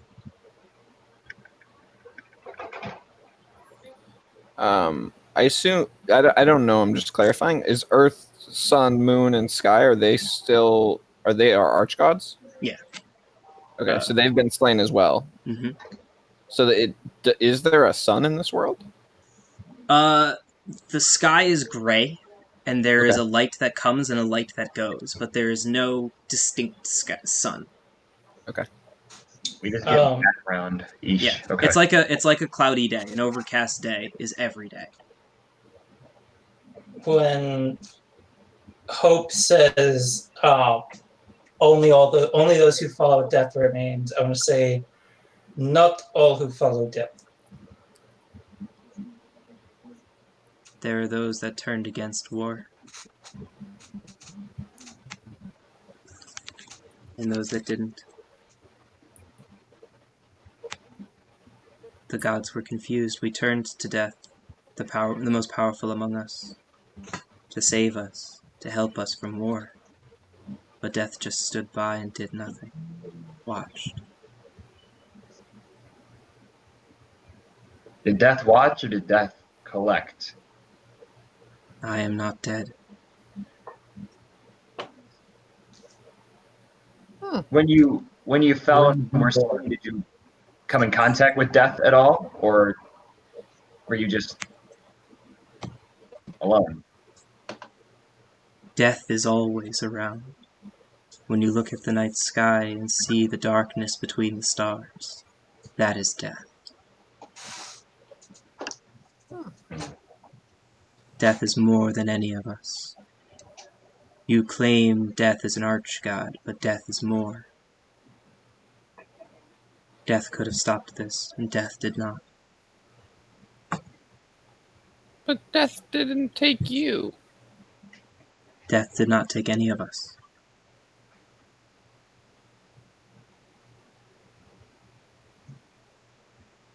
We are all here.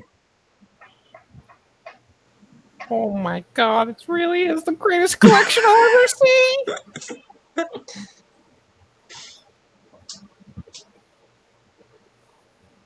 Madam, you spoke of trees in your dream. Yes. Sundry, as you say that, you look up and realize that these people surrounding you, these people taller than you, with their fur and hair concentrated at the top, look kind of like trees. Madam Sundry says, Anai, I need you to please hold that thought for just a moment. She squats on the ground and then gets on the ground and kind of moves around into like a good position.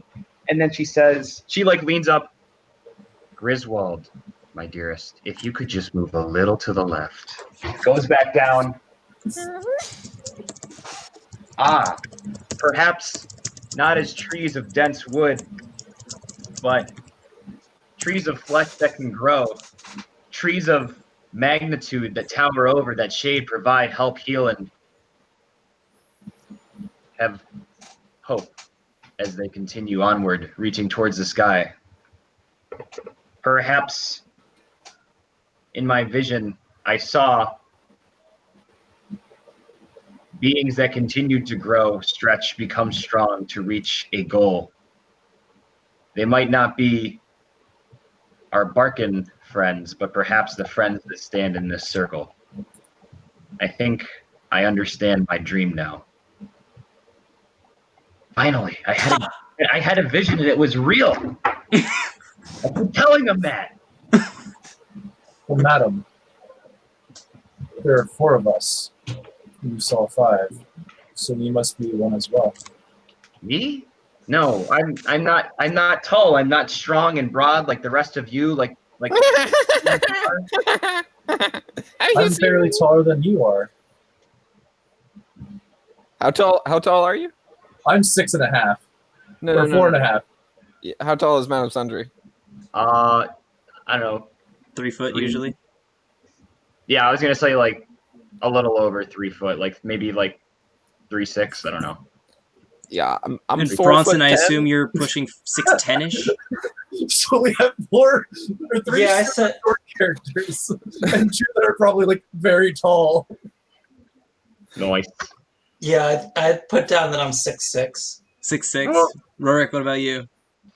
Oh, average male human, so 5'8" to 10. 5'9". Oh, all right. So we definitely got just like a pattern. Yeah, like it's foot you taller all go like than one you head guys. up on each other as you go. Yeah. There's a significant gap between 4'10" and 5'8". Yeah. though. Yeah, so Anai to Rorik, there's a big gap, and then I mean 5'8" to No, no, 5'10" no, Griswold's to taller 6'6" than is Anai. about the same. It's So it's like Madam, it's a little parabolic. Yeah. Yeah. It's Madam, Anai, Griswold, Rorik, Bronson. Yeah, it's a parabolic. Yeah. That's great. Anyway, and now if you think be one of the trees that is meant to grow and meant to stretch and provide shade for hope, then I will do so with honor. It means a lot. But although we're gathered here, I'm not sure how we are to protect this, God tile glowy thing. I haven't had any dreams about it. She kind of checks her pouch, looks at a small dark orb. I have no idea what to do next. I'm gonna fucking throw you off a cliff, Zuba. It's so good. Just the nonsense. What are you talking about? This is AJ threatening to throw Zuba off. Oh, okay. What are you talking about?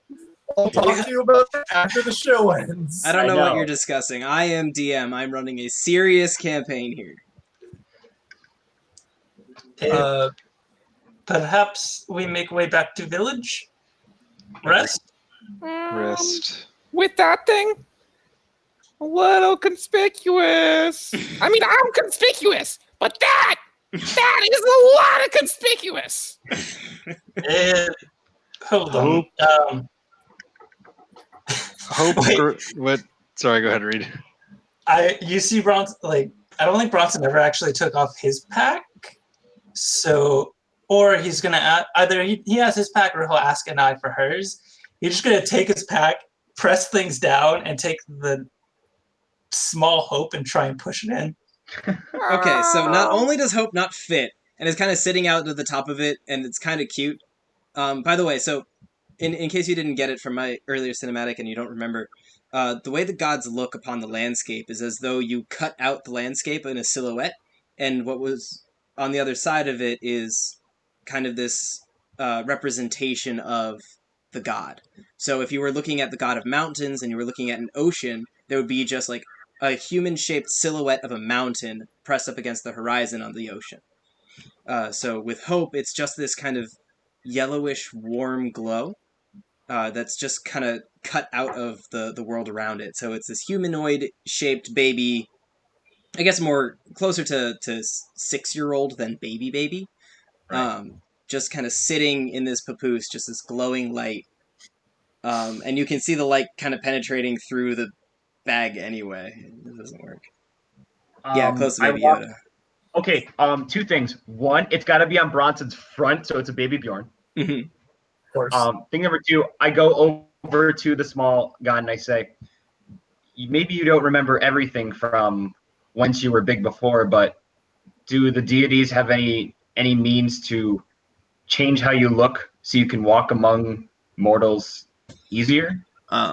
As far as you're aware, the gods never had that ability. They've always walked openly. Fair.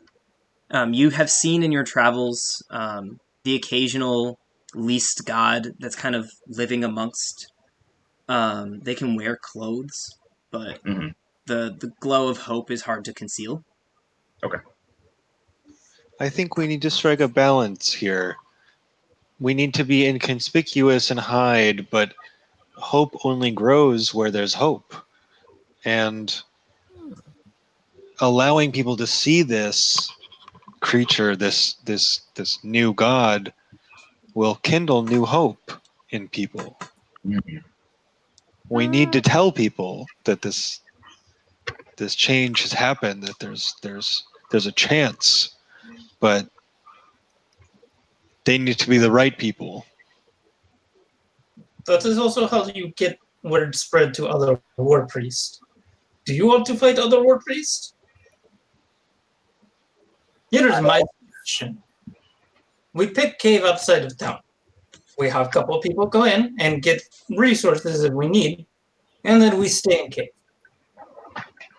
Huh? For how long? What are we gonna do with the cave? Sleep? What else? How long are we gonna be there? I got things to do. I gotta collect these gods. Do you only collect willing things, Griswold, or do you collect unwillingly as well? I'm sorry, say again. Did your companions, Kendrick and Oren, I believe they were? Orson? Did they come? Orson, yes. Did they consent to being collected in your manor, Oh. or did you take them? I don't know. See, we all kind of escaped together, and then they died, and then I just brought them with me afterwards. They nod, but you don't know if it's them nodding or Griswold's emotions making them nod.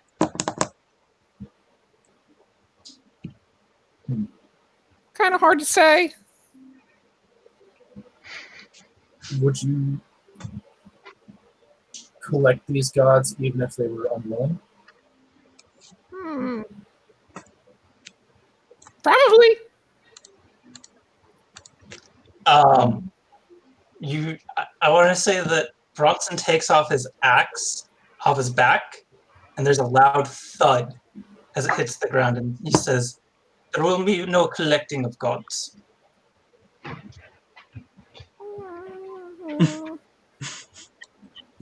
Kind of seems like why we're here, though. We are here to help gods, not collect them. Well, okay, yeah, right. But if you look at it my way, those things kind of line up. I'm not looking at it your way. I don't think any of us are able to look at it your way. Madam Sundry steps in, perhaps, young fair Griswold, perhaps Young!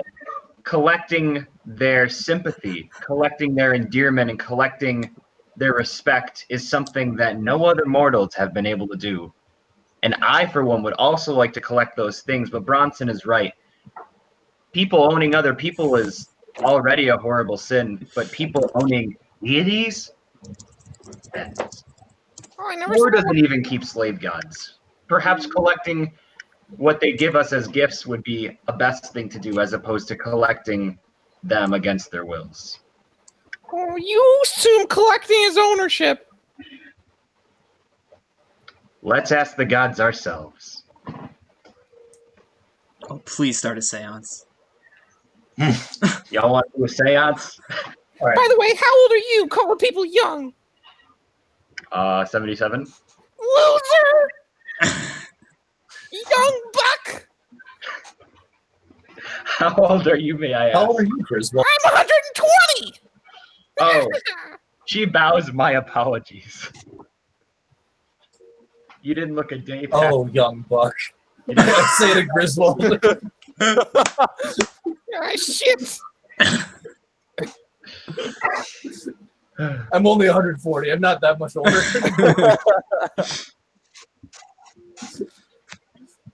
We are all done. No, 170. I got my age and my weight mixed up. Oh, We are all I done pack up. comparing ages. Can we make way now? Yes. Are you gonna kill me or I what? say as I finish up my art, as my easel. I clean up my easel, but carry the painting piece of canvas, like just over my shoulder.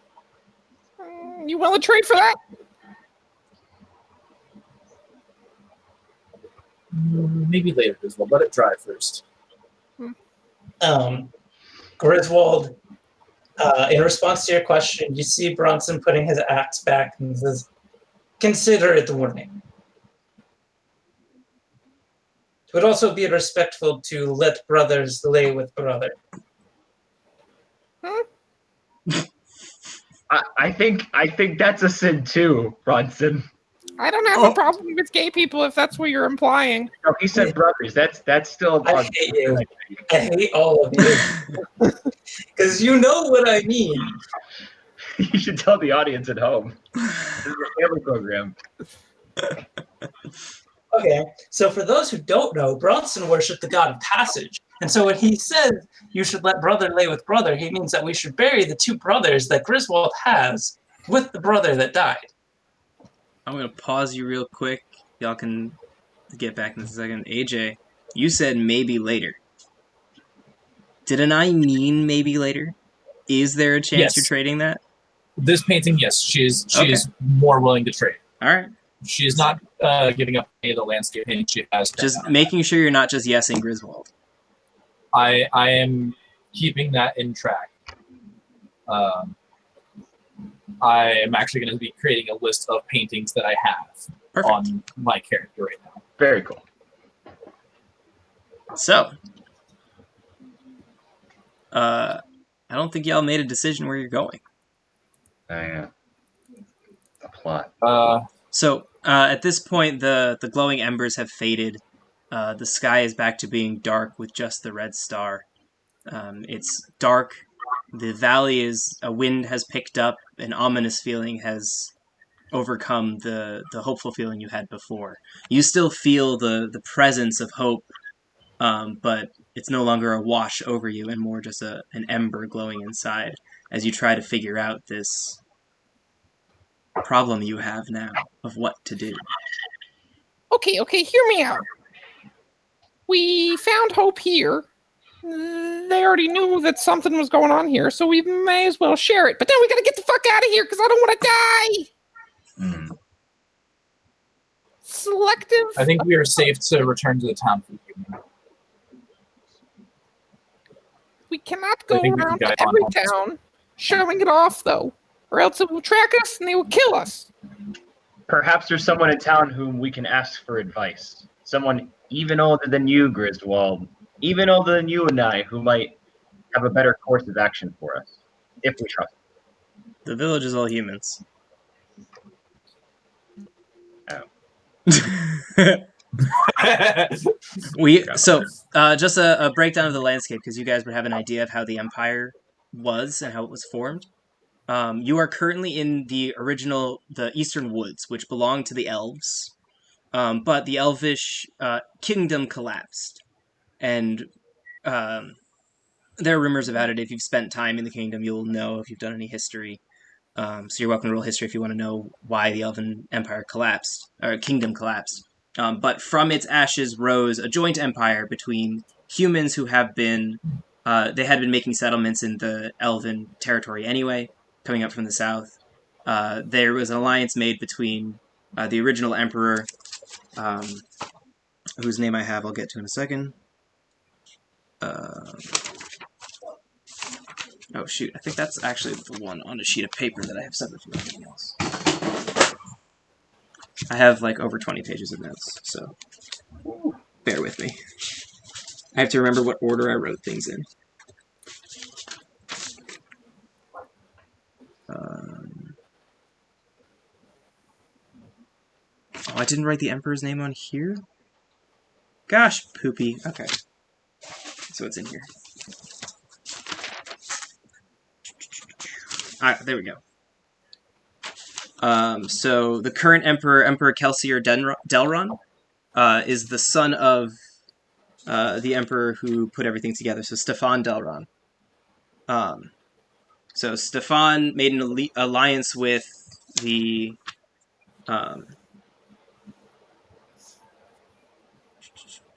High Counselor Sestris, who was a counselor of the Elven Empire.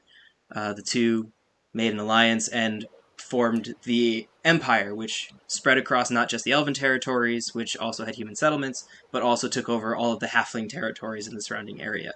And that's what formed the Empire. It has since fallen to fragments in just this one area because of the surrounding war. But there are elves, but not a whole lot of them.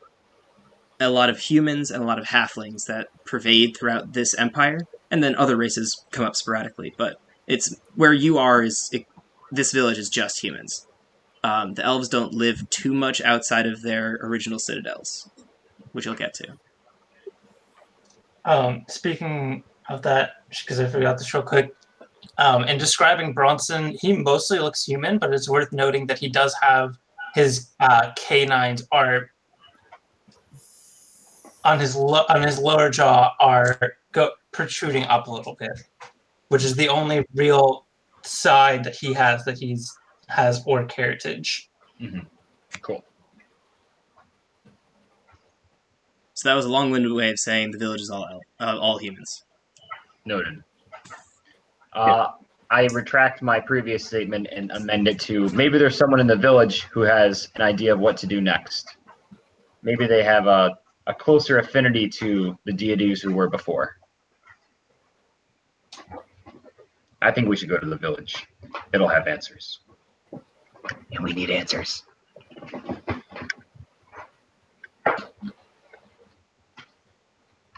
Yeah, I believe that the village is the best place for the evening. I have also lost an eye at this point. Yeah, he went black for me too. Yeah, I'm gonna do a little He's refreshing. He's here. I got him. There he is.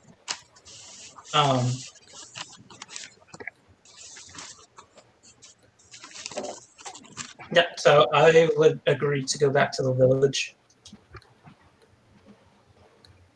So we've got 3 for village right now? Yeah, that's fine. All right, all 5 of you want to go back. Cool. So I have branching notes of if you go to village or if you don't go to village. Such good prep. Plot tree. Yeah. The answer to not go to village is, well, where then do you go? The world is infinite. Go to village is a lot easier. On second thought, maybe we shouldn't go back to the village. No. It's a rather silly place. Perfect. So on the way back, I'm going to ask Madame Sundry, you said there was vision of 5 stars and 5 trees, right? That was your dream? You have restated the dream, yes. 5 stars, 5 trees. No. Personally, I think we'll talk of dreams and visions and predicting destiny and future is poppycock. But we have nothing else to go on. And I think we either, because Destiny is a small child that can't walk fast, I might have it perched on my shoulder or something. Hope is a child. Destiny's Child is a band. I was waiting for someone to say something. Amazing. Do you know anything? Better find Destiny, the deity. Do you know anything of 5 gods that may have crashed to Earth? Bronson's looking at Hope for this. What's the question? Do you know anything of 5 gods that have crashed to Earth like you did with Big Canyon? You can feel with this question the weakness fully taking Hope as it says, we all crashed.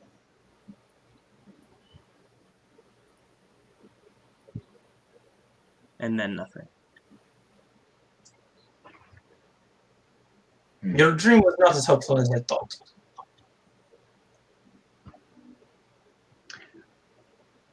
I will think on it tonight.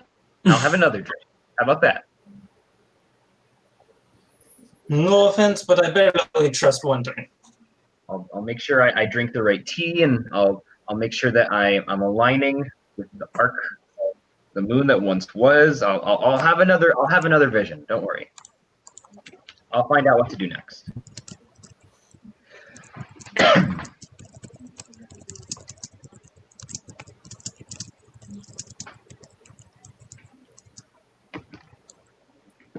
when we go to village. Yeah. As we enter the village, I'm a couple of steps behind the rest of the group. Kind of, I've been quiet most of the walk back, a little brooding.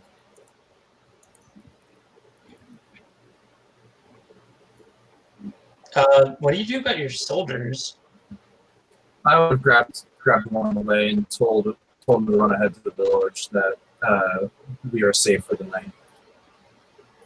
The one that was out in camp, but along the way, I would have grabbed him and said, "We're safe. Go back to the village. We're safe for the night." All right. So yeah, your soldiers are back in the village. That and like they aren't terrified that the war priest is going to come kill them, or that the Right. death scream is going to be attacked.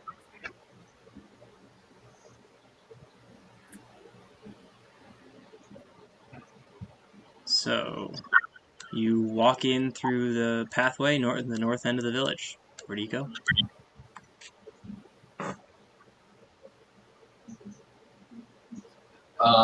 Once the building is in sight, I move towards this house.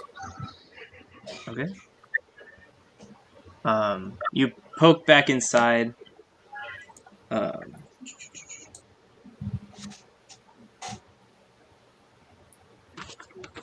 to see what my notes are. Did Vaughn walk back with us, essentially? Yeah, Vaughn's. Yeah. Was there any point in Vaughn besides telling us that the war priest was dead? Not originally, no. I guess there will be though.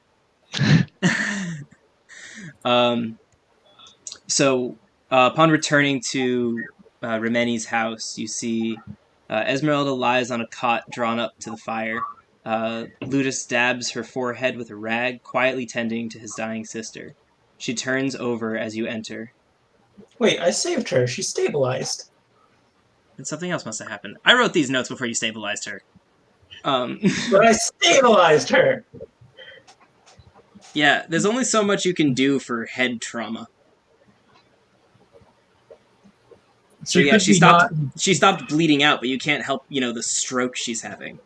Internal bleeding, yeah. The blood could build up and do nasty things, yeah. Where you stop the immediate danger, but there still might have been infection. Let my storytelling commence. He is the deity of it. I think you can. Oh no, you're fine. She's not dying. You're supposed to heal her now in my notes, as opposed to healing her earlier. So she stabilizes. Don't worry about it. Which does stuff.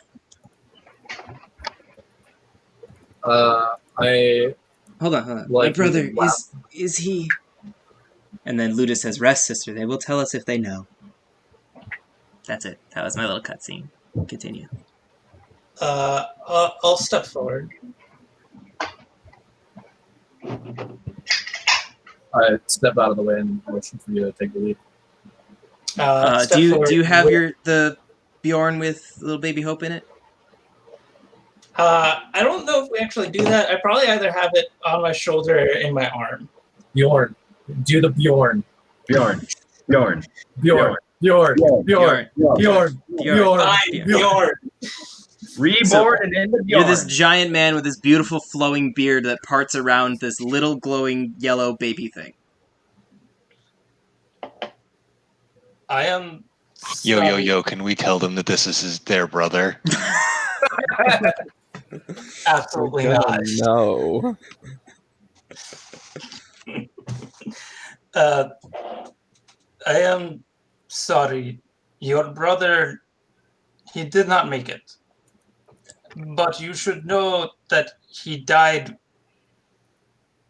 bravely and for a good cause.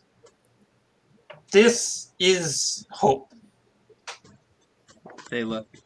Tears well in their eyes. What do you mean? Your brother saved a god. This is. And now your other brothers are gonna save some more.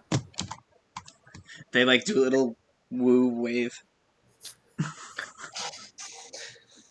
What do you mean? A god? the gods?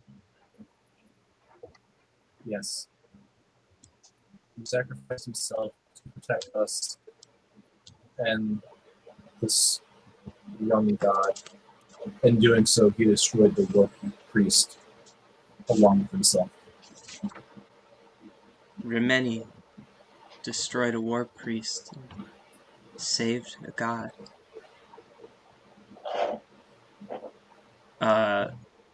Esmeralda smiles and nods. We knew he'd do something. As long as there is hope, ordinary men can do great things. Ludus nods as well. So what now? You carry with you a godling. Now we rest. And we You're start welcome spreading hope to again. stay here. We've gotten most of the blood cleaned off the floor. Although I do not know if we can house all 5 of you. There's an inn you could stay at. The tavern has rooms. Madam and I have been staying at the inn. We will seek our rooms there. I'm sure some of the other houses are empty. Our village has seen a lot of people go. I don't think they'll mind if you make your way inside.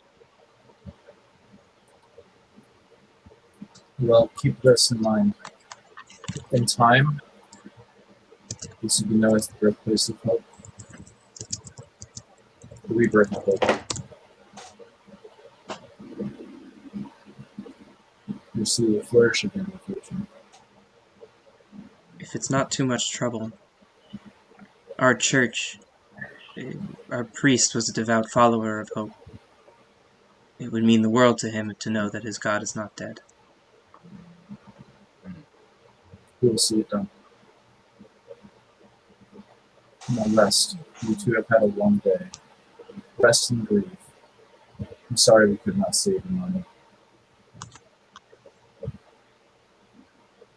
It seems that he has saved you, and I believe that's worthwhile. And she just fades into sleep immediately.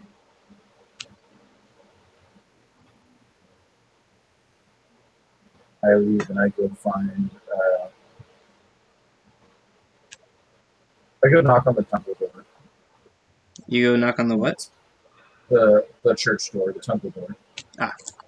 Oh, look, you knew which one it was. Okay. I didn't even point it out. Does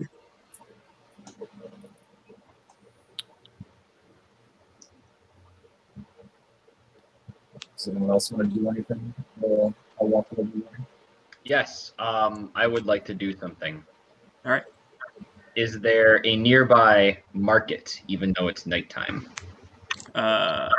You've been in town for a day. You know that this one is the general store. Okay. Oh, I go with him to the general store. In a very hushed voice, I lean down with Griswold and say, "Keep your eye out for fish." For fish? Shh. Yes, fish. Griswold, even you know this is a fishing village. What? Come, we must look.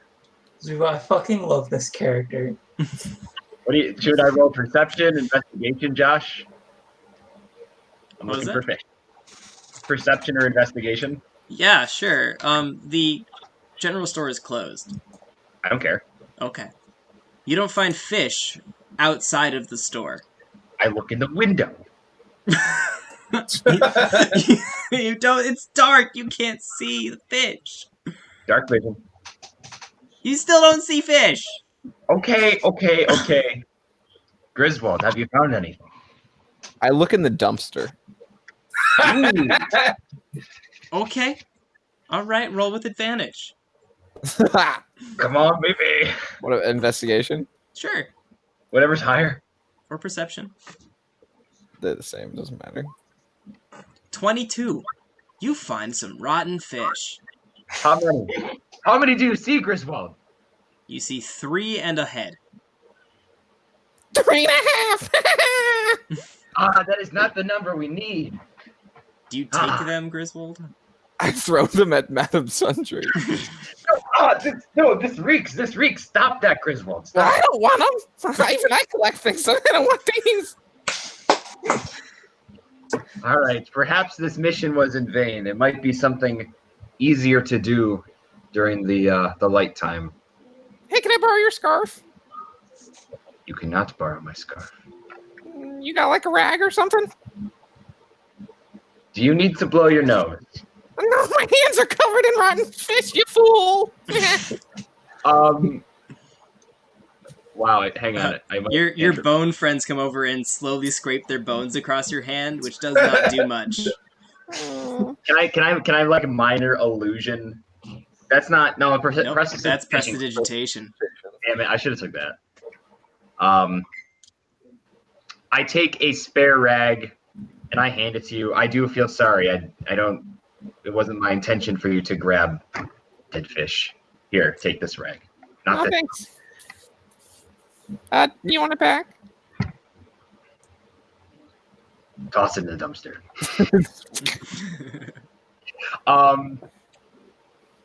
Yeah, it doesn't look like there's any other place to look for fish around here, does it, Josh? Is there anyone awake? Like not out and about. So you've been gone for, this is probably 4 hours after sundown. So equivalent to 10 at night. Everyone's turning in. All right. I casually check by. There's like no streams that go through the village or anything. No, there's a well in the middle, and there's the ocean to the east. I check in the well for any signs of floundering fish friends.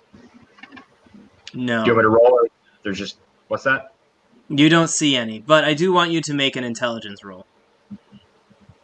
Now that I know there's an. I got a rusty fishing hook. You need that? That could come in handy.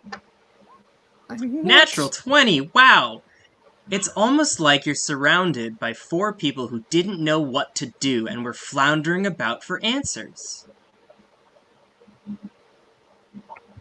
I give Griswold a big whiff. Does he smell gnarly and chummy after all our running and perspirating in woods? No, he smells gnarly and chummy from the dead fish he just handled. And so do you! Ah! Griswold, it was you the whole time! It was me the whole time! Griswold, smell it! I smell like fish. You smell like fish.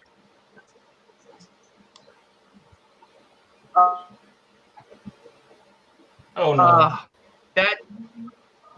It is coming true.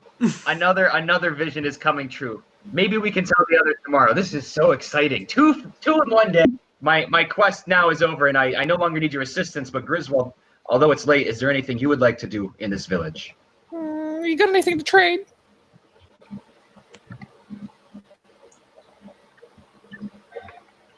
Let me see.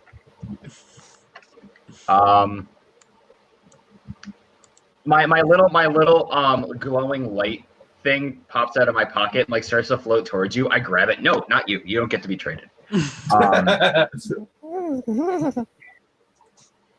Yes, this was an omen that helped me on another vision that I had not but a week ago. And I pull out a really cool looking, nice and intact raven skull. What do you want? This is something I can trade. I got some buttons. No. What did you say? Yeah. Do you have any? Wait. Do you have any food on you? I'm terribly hungry. I got a ration. You wouldn't happen to have any apples, cherries, hackberries, strawberries, raspberries, boysenberries? No, none of that.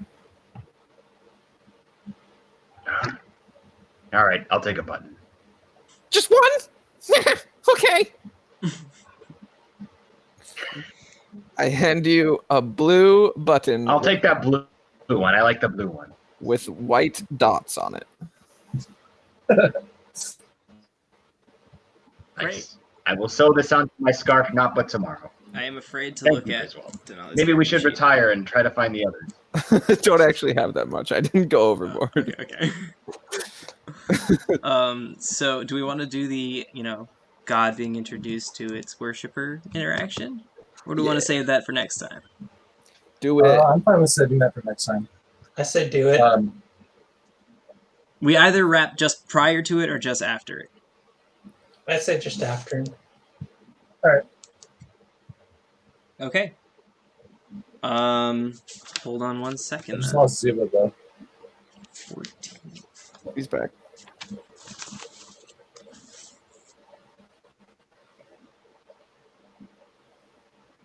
So Guys, you you need to walk up to index this your church, notes. and Anai, you've been in here before. You went and investigated, and it was dusty and abandoned.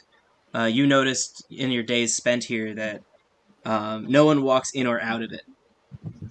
But as you step inside, bearing the god, the dust clears away and the spire begins to glow.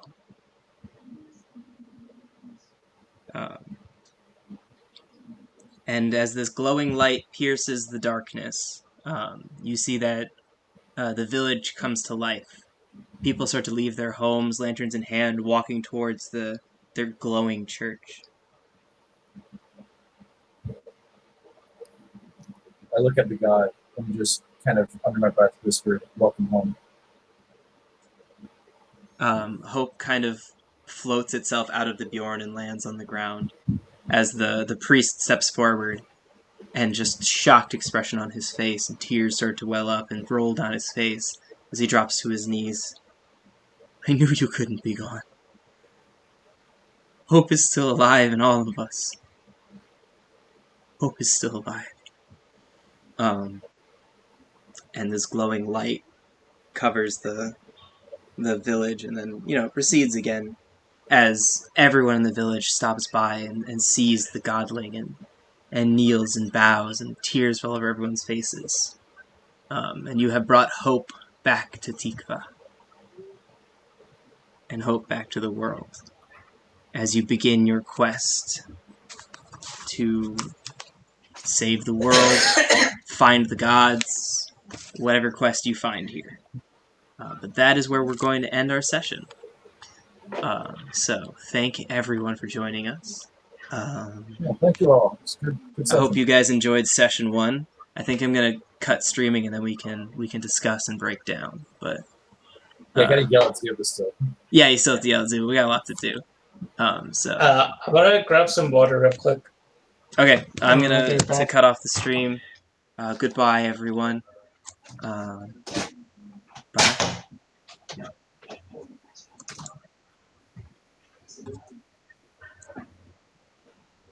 And I'll stop the recording too.